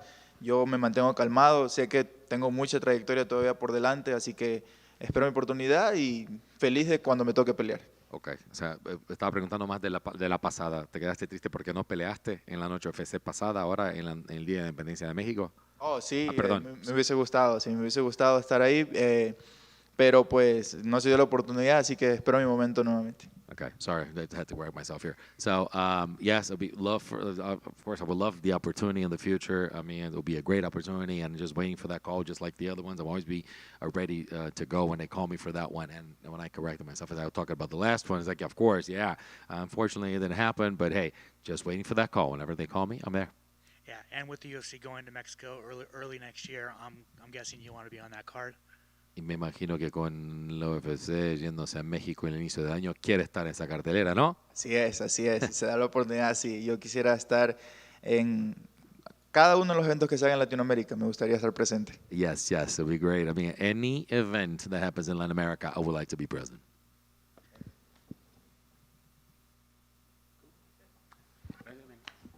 Thank you.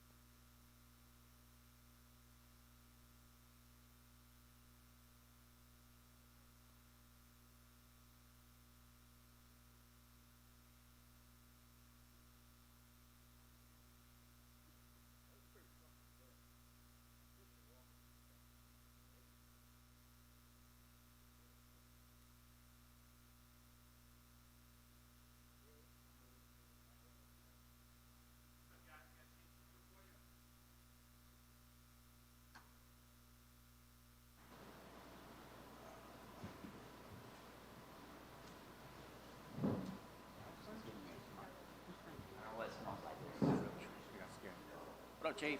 Hey, how's it going? What do they have you guys eating? It smells real good in here. They had like rice and little chicken and beef back there, like type of. Probably right up from the PIs. Ready to start eating, for sure.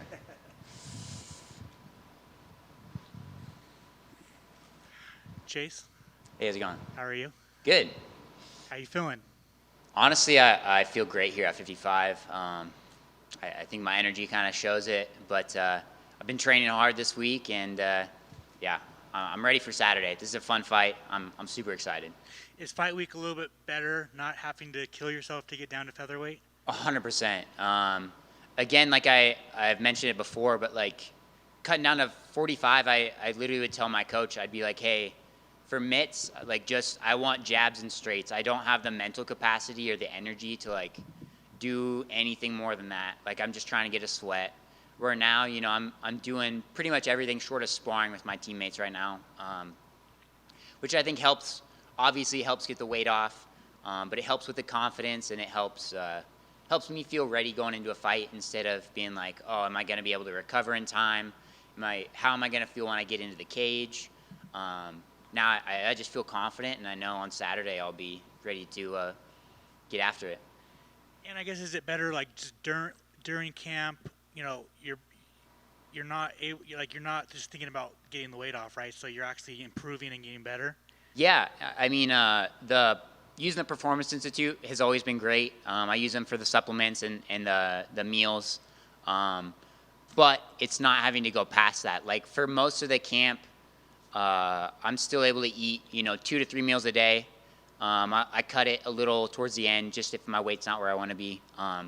But my body feels a lot healthier at this weight. I'm not having to force myself down any lower than it's willing to go. So yeah, I think it's a lot better for me, obviously. 6 months since your last fight.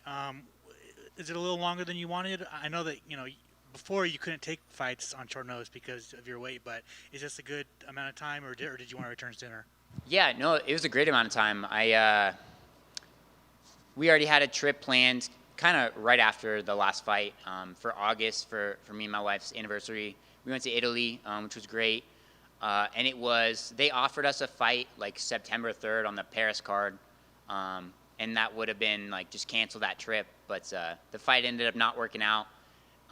So we ended up getting Jordan in November. And then it was nice because I didn't have to diet down while I was, trying to enjoy all that Italian food. But yeah, I mean, obviously, I think next year I'm going to kind of try and kick it up a notch.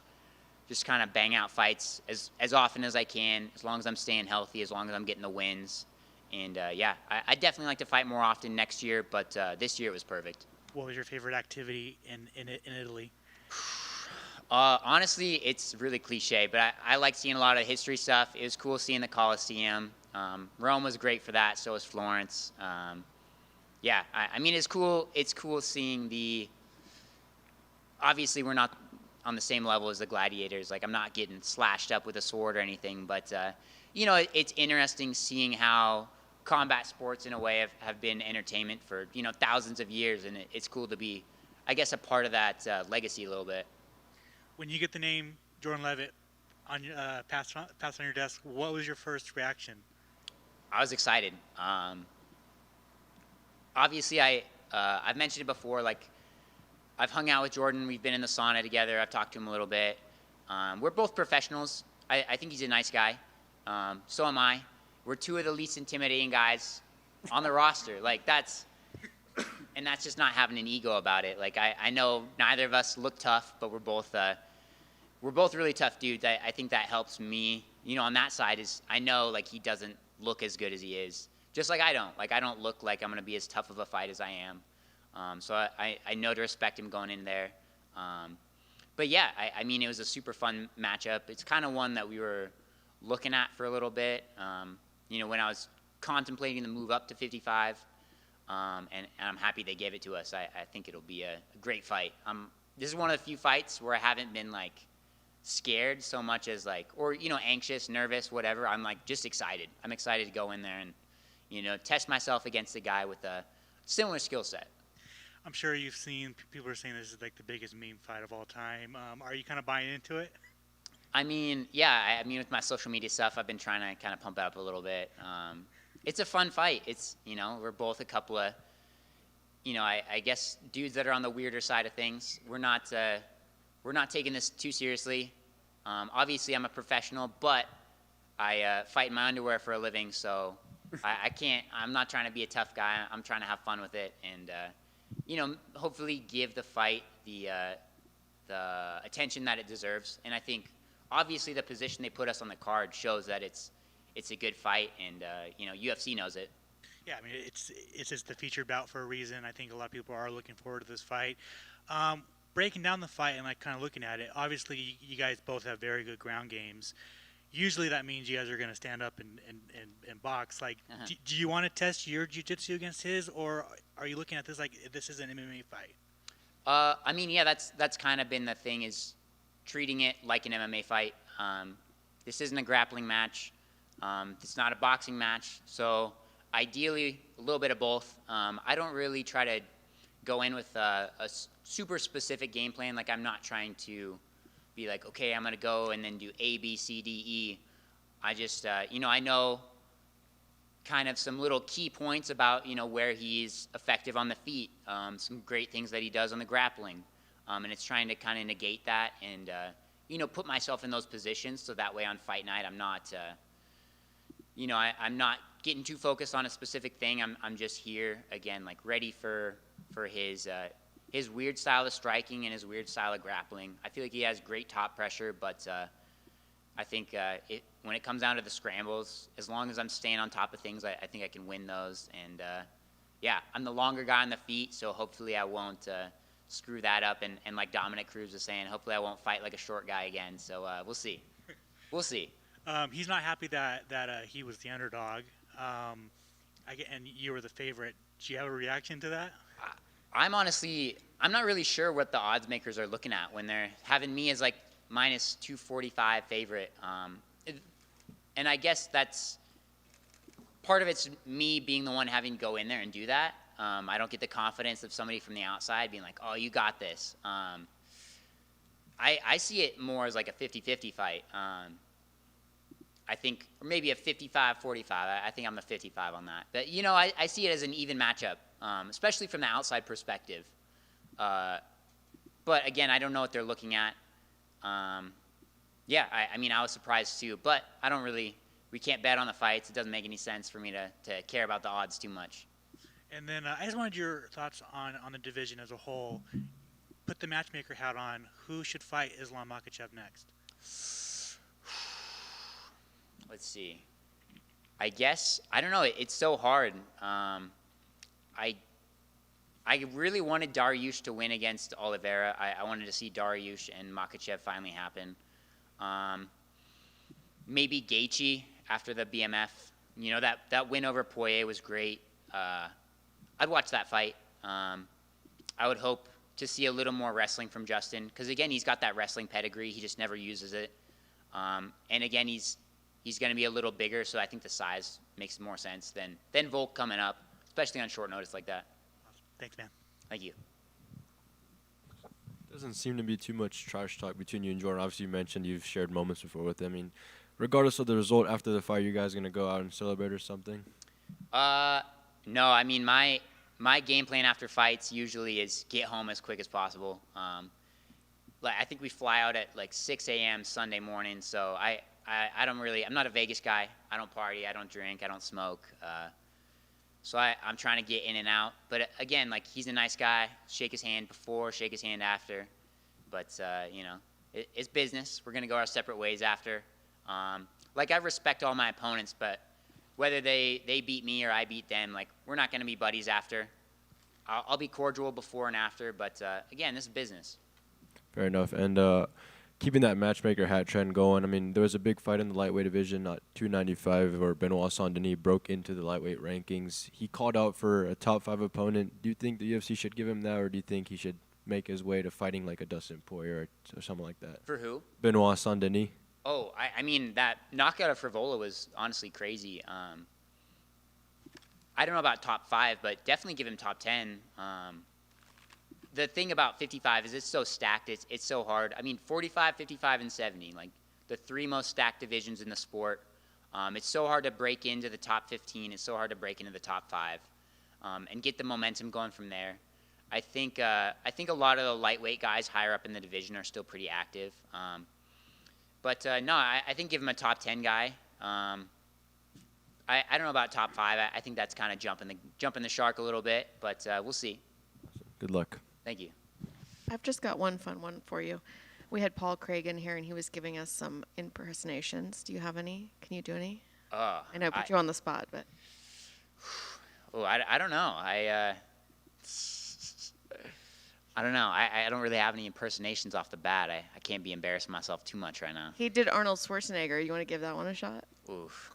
I don't have the testosterone for that. Craig's got the beard. Look at me. I shaved this morning just so I didn't have the little peach fuzz, but I'll work my way towards the Arnold impression, and I'll get you guys next time, hopefully. All right, thank you. Thanks. Chase, thanks for taking the time. It's kind of circle back to what you mentioned about your trip with the wife. It's kind of awesome that you guys went to see the Coliseum and Gladiator and stuff, because you're our Gladiator now, and you know, this is your Apex, your Coliseum. Did anybody recognize you out there? Any MMA fans, fight fans were like, "Oh, that's Chase Hooper." I had a couple people DM me like, "Oh, hey, I think I saw you," type of thing. But I don't know. I try not to get caught up in that stuff too much. Like, I don't know. I'm just a regular like dork like everybody else. You know, I get to do this cool thing once. Again, right now it's once every 6 months. But the rest of the time I'm just a normal dude. I don't know. I don't like how some people walk around and like expect people to know them or anything. I don't know. Like, I'm just a regular dude. My wife, you know, yells at me when I don't take the trash out. You know, she makes me do the dishes and stuff. Like, I'm just a regular dude, and yeah, I don't know. I mean, it's nice. It's nice. It's really cool when people recognize me. I just feel like I'm the awkward one. Like, I don't know how to give them like a good, satisfying experience. Like, I feel like it just ends up being awkward for both people. But that's who I am. That's where I'm at. I can dig it, man. Hey, but that's awesome that you're grounded and you're humble, which will help you learn and evolve and progress in the game. You mentioned something real interesting about your the body being healthier. So did that affect you at all, without giving anything away, like depleting the body, like you're like, oh man, this hurts more than it should have, or like, man, the recovery time. So I'm assuming at 55, you're just firing on all cylinders. Even that weight cut has to be smoother, right? Like, just not so draining. Yeah, I mean, again, I'll never make excuses for any losses, but even in some of my wins, I felt like, you know, I'd be grappling and I would feel that I couldn't, you know, do any crazy ground and pound, or else, you know, I wouldn't have any energy left to keep fighting. So I felt like there was definitely, I hit a wall in the fights. But here at 55, like, again, like, I'm able to train hard. And that recovery is going from, you know, whatever, the 12, 24 hours of dieting, then you have, or weight cut with the water, and then you have 24 hours to recover, instead of me doing that crash diet where it's like protein shakes, and again, like I was having little like honey packets before training just so I could work out for an hour. It's hard to come back from that, from like 2-3 weeks of, again, destroying your body and really malnourishing yourself. It's hard to come back from that in 24 hours. But yeah, I feel like I'm kind of in a sweet spot right now at 55. I feel great. Awesome, man. Well, glad you're home at 55. Can't wait to see some really nice guys try to kill each other on Saturday. Yeah, fair enough. I mean, talking about awkward, when a fan comes up to you, like, do you do like the fist bump? Do you do the wave? Do you do like the head nod? Like, what do you do? I try to shake people's hands. I feel like, I don't know, it seems kind of dismissive if I'm just like, all right, bye, get out of here. I don't know. I try to be cool. I don't mind talking to people. I'm not the most social guy, so I'm not great at making conversation. But if someone's like, oh, hey, like, how's it going? You know, big fan, whatever, then yeah, I'm good at, I guess, I don't know. I can keep a conversation going, but it's hard for me to start them, you know. I'm still awkward, and yeah, I'm working my way towards being a normal guy someday. Makes sense. You're doing a great job. Thank you. I'm trying. Sweet. Thank you, guys.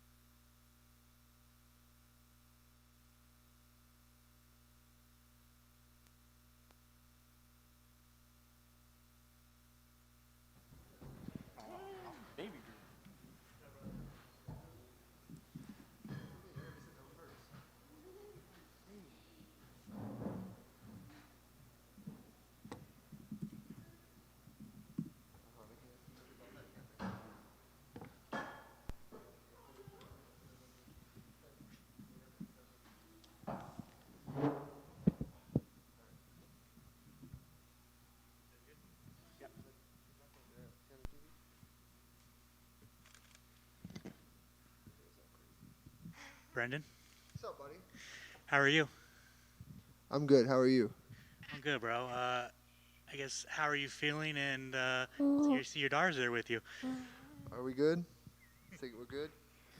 Say we're good. Yeah, we're doing good. Thank you. I mean, fight week. How is it having your daughter with you? It's pretty cool, man. It's great to have her here. She's been around fighting her whole life. Literally, when she was born, the next week we were in Milwaukee training for a fight. So this is nothing new to her as far as the fight itself. This behind the scenes is new to her. Stop. And she's having a good time. As you can see, she's having a good time. So yeah, she's having a good time. We're having fun getting it done, and we're gonna keep doing that. Second main event, first one with your face on the poster. How does that feel? The poster's pretty dope. I was happy it wasn't a plain one. I dodged a bullet on the one that was supposed to be my main event with Jack. That was a terrible poster. So it's cool to have a cool poster, and yeah, man, it's a cool experience. But again, none of this means nothing to me if I don't get a win. I'm just that kind of guy. I'm super competitive, and all this literally means nothing to me if I don't finish with a win on Saturday. You've had a bunch of fights in the UFC. I guess, how does it feel to know that the UFC is finally starting to push you a little bit, to give you a main event against, another UFC veteran that has some push? I mean, stop. I mean, it's cool, man. Stop, turd. It's cool, man, but I think everyone knows why this is the main event. It's not for him. He's just a good spot filler, I guess. Yeah, he's a good spot filler, and he has a okay following. Like I don't have a good following. Yeah. And so, but I can fight. And I think they realize that I will be champion eventually. I'm 27.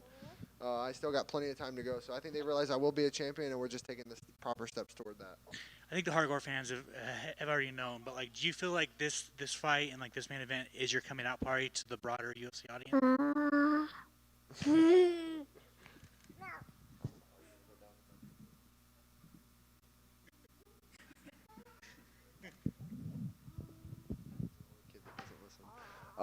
Yeah, I definitely feel that way. I definitely think, at least I hope so. But to be honest, I don't worry about any of that. I'm gonna go out there and I'm gonna try to be Brendan Allen, and whatever happens. I'm gonna let the cards fall where they fall. I don't care if you like me, hate me, whatever. It makes no difference to me. I get paid the same either way. I still go home to my kids, and I still do what I want to do. I still have the friends that I have. My life doesn't change, so I don't really care. I know nowadays fighting's about politics as well, and how you get there, to each their own. But I'm just here to fight. I'm here to fight and see what happens. And again, I let the cards fall where they fall. I don't really care what people think of me. They have no effect on my life whatsoever. So yeah, I don't really worry about it. Well, what do you think of Paul Craig as an opponent? What do you think when his name came across your desk? I'm gonna beat him up. I think he's a good name. He's beat some really good guys, obviously. How those wins came, that's a different story, but he still beat them nonetheless. And I think a lot of really good guys sleep on him, and even they still are beating him up. They just get caught. So I'm expecting to see the best Paul Craig we've ever seen. I expect him to be sharp, ready to go. I think he's going to try to bring the fight to me. And it's up to me to take that confidence away and to start chipping away at that confidence and give him everything that he doesn't want. Obviously, you both are really good grapplers. Your stand-up has come leaps and bounds. Do you want to go to the ground with him, or are you looking to knock this guy out? I'm definitely looking to knock him out. 100% I'm looking to knock him out. Obviously, that's the road less traveled, or the easier road to travel. In my eyes, obviously, again, I'm expecting him to come out here and be better than he's ever been before. But I'm not scared at all to go to the ground with any man on this planet, especially at 185. I know how good I am, and I know what I'm capable of and where my assets lie. And I think the only thing about it is I'm going to do it on my terms. I'm not on his terms on Saturday night. I'm on my terms, and that's how I'm coming in approach to the fight. I'm going to be on my terms and not his. So when I want to go to the ground is when I will go to the ground. But unless I knock him out quick, it's going to end up there at some point for sure. There was some confusion about you fighting Roman Dolidze. Was that a fight that was offered to you? Yeah, I was supposed to. They offered Roman. At the time, we were already waiting for Dricus. Don't ruin those. We was already waiting for Dricus and Rob to fight, and I was instructed to stick by that decision and wait to see how that fight played out, because if Dricus lost, that was a realistic fight, and he was number 5 at the time. By the time the fight happened, and obviously Dricus won, I tried to go back and like, yo, let's take that one, but he had already signed to fight, I think, Derek at that point. So, yeah, it was offered, and I waited. I gambled and I lost the gamble. That's just how it happens. Do you regret your decision, or it doesn't matter because you still got a main event against Paul Craig? I always want the tougher guy, so I regret not taking it in that aspect. But I also, what if it would have followed through and I would have got that Dricus fight? You know what I'm saying? Then I couldn't be. So it happens for a reason. Everything happens for a reason. It is what it is. If it's meant to be, we're still gonna fight at some point down the road anyway. And that's how I feel, man. I'm not really stuck on it like shoulda, woulda, coulda at this time. But everything's all right. Life is good, and I'm focused on Paul and going out there and getting the job done on Saturday night. And finally, since your last fight, your old pal Sean Strickland has won the title. I just want your thoughts on Sean winning the title. I think it was a doable feat, and obviously he did it. And I'm happy for the guy. He's definitely been around a long time in the UFC, and he's fought a lot of great guys and good guys. And I think he has the ability to still be champion by the time I get there next year. So I'm hoping that's what happens, and I'm ready for number 2. Is that a tease where you think he's going to beat Dricus in January? Yeah, I definitely do. But it's hard to count Dricus out. He's the luckiest dude I've ever seen in my whole life. He should play the lottery. Swear to God. Thanks, bro. Brendan over here. Right in front of you. What's up, bro? So we saw Venom debut new fight kits in September. Now that you have your daughter on stage with you, I mean, you mentioned a while ago that you want to wear purple shorts because of her. Have you tried to talk to them about that lately?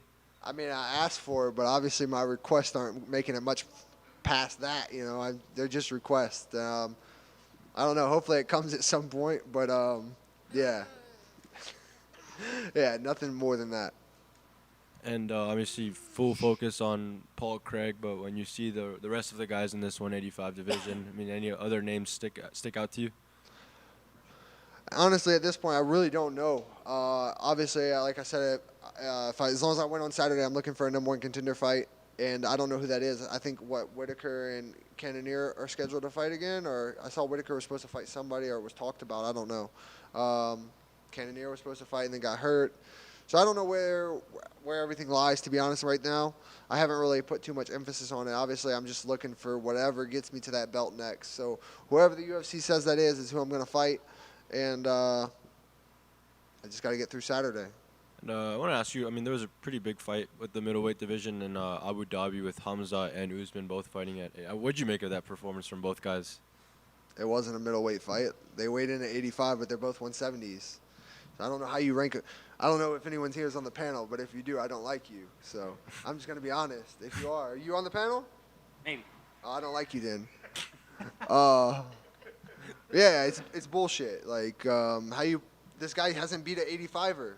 He hasn't beat an 85er, especially a ranked 85er. And now he beat the number 1 170 guy. Cool, congratulations. I think everyone can agree a 5-round fight, Kamaru wins, and that was off the couch. Keep him at 70 and rank him number 1. Like, okay, do that. But this is a different thing. But I don't know, man. That's not my call. It's out my pay grade. It's out of my lane. You asked the question, I answered it, but normally I try to just stay in my lane and do what I need to do. And as long as they leave me alone, I'm all right. It's when they don't leave me alone, we'll cross that bridge when they come to it. You know, I wanted to ask about that just because I feel like you're not the only one. I feel like other 85ers that have been around kind of took that not so well. I mean, having a guy, like you said, come up from 70 and, get that fight and get a ranking immediately. It's bullshit. The rankings are absolutely political bullshit. It's people going off of what? It's politics, because it's not off of skill. If we're going off of pure skill, there's tons of guys that shouldn't be in. How do we have guys that haven't fought in 2 years in the rankings, 3 years? Like, how is that a thing? It shouldn't even be close.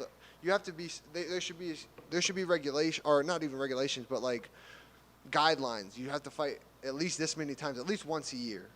If you don't, you get pulled. Like Jack, he hasn't fought in what, a year and a half, whatever. All right, buddy, gotta go. Paulo Costa, hey, gotta go. Like, I don't care what your excuse is for not fighting, but especially if it's more than a year. More than a year is ridiculous. But yeah, man, these guys are inactive. They ain't really fighting nobodies. I don't know. It's whatever, but I just stay in my lane, do what I need to do, and as long as everyone leaves me alone, I'm good. I'm good. Just leave me alone, and that's how I'll keep it. Awesome. Thank you for your time and good luck. Yeah, brother. Thank you. I just have one for your daughter. Can she tell me, is your daddy going to win his fight? Yes or no? Is daddy going to win or no? Is daddy going to win yet? Say yes. Yes. Thank you. Nah, bro. If you're on that ranking panel, don't even ask that question. Don't ask that question. It's a fun one. Yeah, but are you on that panel? Yes. Oh, you're off. You're off. That panel's shit, bro. Sorry. Just the psychology, please. I've seen Tito Trinidad walk out with his son on his shoulders.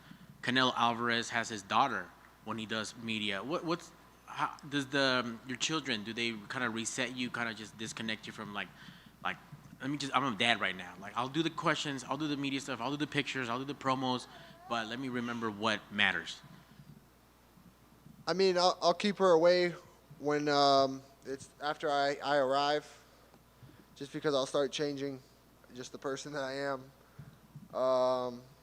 But other than that, outside of that, my goal is to keep my mind as far away from the fight as possible. I don't want to think about it whatsoever. So I have her, I have my boys with me, and we do a great job at keeping my mind away from the fight. It's when I keep my mind on the fight that I'll start having too much anxiety, or I'll start moving around too much, getting anxious, and yeah, it's just to keep my mind away from the fight. The more I don't think of the fight, the better I do. And we saw you walk in with some mean guys. We saw body bags here. Like, how awesome is it? Surround yourself with people who just have that same goal. Reach the top ASAP. Let's get it. Yeah, man. Me and Joe met like a year or so ago, and he has the same outlooks that I do. We share a lot of similar views. He's young. He's hungry. I'm young. I'm hungry. I think we bring different things to the table to where we balance each other out and can help lift each other up. And obviously, I'm just a little bit ahead of him in the career, but he's doing great. Like, look at what he's doing. So, yeah, I'm happy to have him and his energy and his knowledge here. And we just look to be champions. We both look to be champions. So hopefully I can go out there and reach a champion, defend it a couple times, and hopefully I can just pass it off to him when it'll be about his time. Awesome. Once your champion rankings meet. Yeah, exactly. Good luck on Saturday, you guys. Thank you. All right, say bye. Say thank you. Say thank you. You gotta go. Say thank you.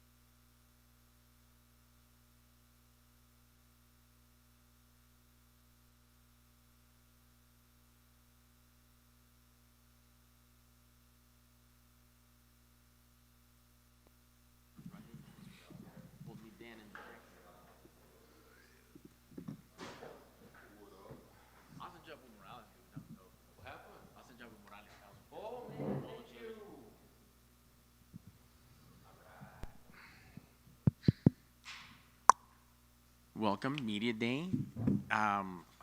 Thanks for taking out the time to come see us.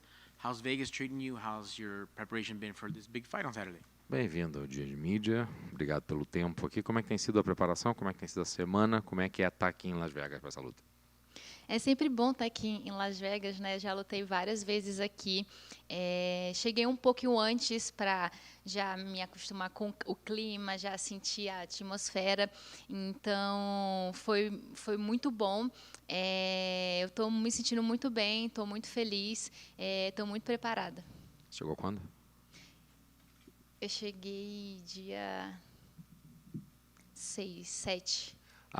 Always happy. I mean, love fighting here, love being here. I actually came in earlier, so I just had on the 7th to get acclimated, literally with the weather and everything else. Always happy to have the opportunity to fight and to be here and just get ready for a fight like that. You mentioned about acclimating to Las Vegas. Is that any kind of difficulty or any issues, or have you just perfected it now, being a professional and fighting here in the UFC? E você falou sobre entrar no clima, vir um pouco mais cedo para se acostumar com o clima. Você já se acostumou, porque já lutou tantas vezes aqui, entrar no ritmo de Las Vegas e se acostumar, já tá, pelo fato da quantidade de vezes que você fez luta em Las Vegas, você já entrou nesse hábito? É fácil para você? Sim, com certeza. Eu falo que Las Vegas agora é minha segunda casa, né? Eu tenho uma tia que mora aqui, então toda vez que eu venho para cá eu vou lá visitar ela. E aqui eu me sinto em casa mesmo. Já fiquei um tempo aqui, já vim algumas vezes ficar um mês direto.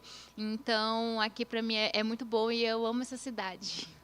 Yeah, I always say this is like a second home to me. I have an aunt that lives here, so every time I come, I go visit her, and I basically say, it really is a second home to me. Love being here. It's easy to get used to it. Love coming here, and I love the city. Excellent. Speaking of family and home, you're going up against a fellow Brazilian. Does that make this fight that much more intense, or kind of like emotionally affect you in any way? Falando em família, falando em se sentir em casa, você está enfrentando uma brasileira. Tem algum aspecto diferente sobre isso? Enfrentar uma outra brasileira? Como é que é? Como é que é para você? É diferente para você enfrentar, saber que é uma compatriota? Então, eu preferiria lutar não com brasileiras, né? Porque a gente tá ali mesmo país e tal, mas acaba que principalmente no peso palha só tem brasileira, né? O Brasil está sendo muito bem representado, então não tem para onde correr e vão ter muitos duelos brasileiros aí nesse peso. Yeah, I would prefer not to face Brazilians, but as it so happens, there's so many, especially at strawweight. There's so many. It's full of Brazilians, so there's nowhere to run from that kind of matchup. So at the end of the day, when it happens, you're gonna face it. Understood. And as far as the rankings goes, you guys are right there, 9 versus 10. This is a very stellar, very awesome showcase. How do you see this playing out, and what were your thoughts when you saw Ribas on the contract? Em termos de ranking, nós estamos falando de um casamento de luta bem interessante. 9 contra 10, então as duas numa posição muito boa para se mostrar para a divisão, para o UFC. Como é que você se sentiu quando você viu o nome dela no contrato e dizer com ela a próxima luta? Então, no UFC não tem luta fácil, né? Cada luta ali é um grande desafio. E quando me mandaram o nome dela, eu falei, pô, vai ser uma grande luta, porque ela é uma menina bem completa, uma menina que vem para cima, e eu gosto desse estilo de luta, gosto das meninas que vêm para cima. Eu acho que consegue gerar uma luta assim de MMA, uma luta completa, até para a gente poder mostrar o que a gente treina, o que a gente sabe fazer. Então, eu fico muito empolgada quando eu tenho um grande desafio assim. Eu acho que me deixa muito motivada. When I saw her name in the contract, I was like, well, I think it's going to be a good fight. It's going to be a good fight because she presses forward, she goes at it, she really looks for a fight, and I think you're really going to see an actual MMA fight with a very complete fight, and it's an opportunity also for us to, as you said, showcase everything that we train for, everything that we are, and I think I'm very excited about the fight, and people are going to see it. Can't wait to see you on action Saturday. Best of luck. And one last thing, speaking of Brazil, we just had another champ. Well, he's now a 2-division champion be crowned. Your thoughts on Alex getting that belt this past weekend at Madison Square Garden? Obrigado novamente pelo teu tempo. Uma pergunta final, sendo brasileira, esse último sábado a gente viu o Alex Pereira, o Poatan, conquistar mais um título, ou seja, trazer um segundo, ou reconquistar, mas numa outra divisão, o título dele.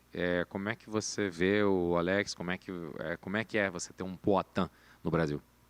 Pô, ele tá muito famoso, né? Todo mundo conhece ele. Ele é um grande atleta. Todo mundo gosta do estilo de luta dele. É um estilo tipo, como que eu posso dizer? É um calmo, né? Calculista ali, frio. Ele é frio, mas ele é engraçado ao mesmo tempo. Os vídeos e o que ele faz. Mas foi uma luta sinistra. A gente assistiu aqui em Vegas mesmo. Mas a galera do Brasil tá muito feliz e todo mundo torce muito por ele. I mean, he's gotten so famous, right? And it's so amazing because of the style. He's just like this cold and calculating dude and fighting, and at the same time he's funny with the videos that he does and just the way he carries himself. And plus we watched the fight here in Las Vegas. What an amazing fight it was. I'm very happy for him, and everybody in Brazil is very happy for him. Thank you, and good luck on Saturday. Thank you. I've got just one. When Amanda over here, when Amanda, I'm hiding behind my tripod. When Amanda was here, she mentioned that you guys used to live together a while back. Do you remember that? And could you have any memories of her at that time? Amanda, quando passou aqui, falou que vocês já moraram juntas no passado. Você se lembra disso? Como é que foi isso? Meu, com certeza. A gente morou junta 2012, 2013 e eu acho 2014, né? A gente morava na mesma casa, a gente saía junto no final de semana, vivia sempre junto. É isso. Yeah, surely. I mean, we lived together in 2012, 2013, I think some part of 2014. Lived under the same roof. We used to go out together on weekends. I remember. Is it weird for you to be fighting her, or has it been so long since then that it's not like you're fighting a roommate? É estranho para você lutar contra ela, ou não faz tanto tempo que não influi mais? Sim, com certeza não é uma luta que eu escolheria, né? A não ser se fosse pelo cinturão. Eu gostaria que essa luta fosse pelo cinturão.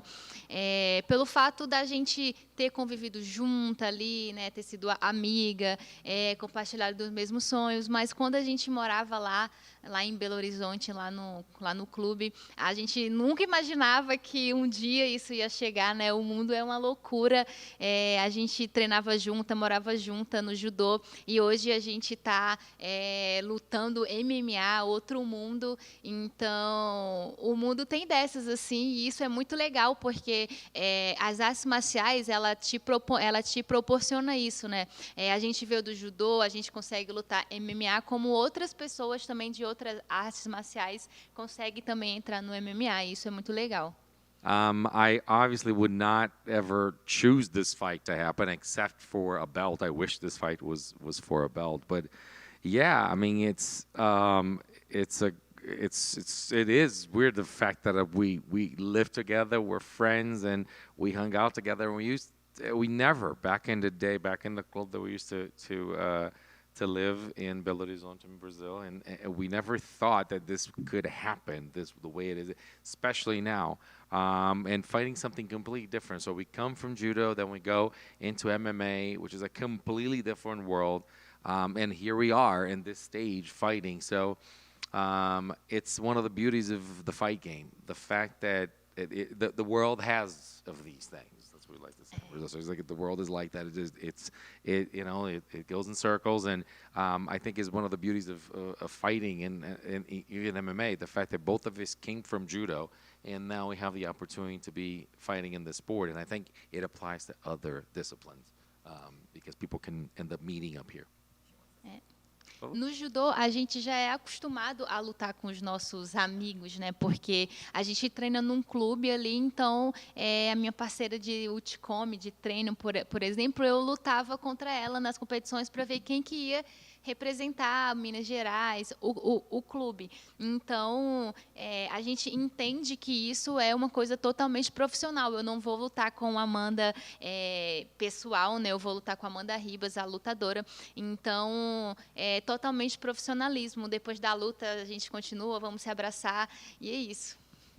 In judo, it's actually very common for us to just have matches against our sparring our training partners, and those who live under the same roof. So we were used to doing this because we needed to actually have matches against each other to see who would represent people, like in nationals and stuff like that. So but I'm fighting Amanda. I'm not fighting Amanda the person. I'm fighting Amanda Ribas the fighter. So after the fight, we're going to hug each other and we continue. But that's the name of the game. One over here. I mean, obviously, last time out for you, UFC 287 in Miami. Pretty close fight against Michelle Waterson Gomez. Some people had it going one way, some people had it the other.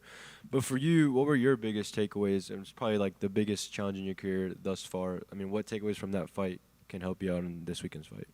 A gente não te vê desde abril no 287 em Miami. É uma luta pegada, uma luta aguerrida, uma luta muito parelha. É uma luta que teve uma decisão não unânime e para alguns foi para você, para alguns foi para ela. Foi talvez a luta mais desafiadora que você teve na tua carreira. E o que você tira de experiência daquela luta e como é que é isso para as próximas lutas?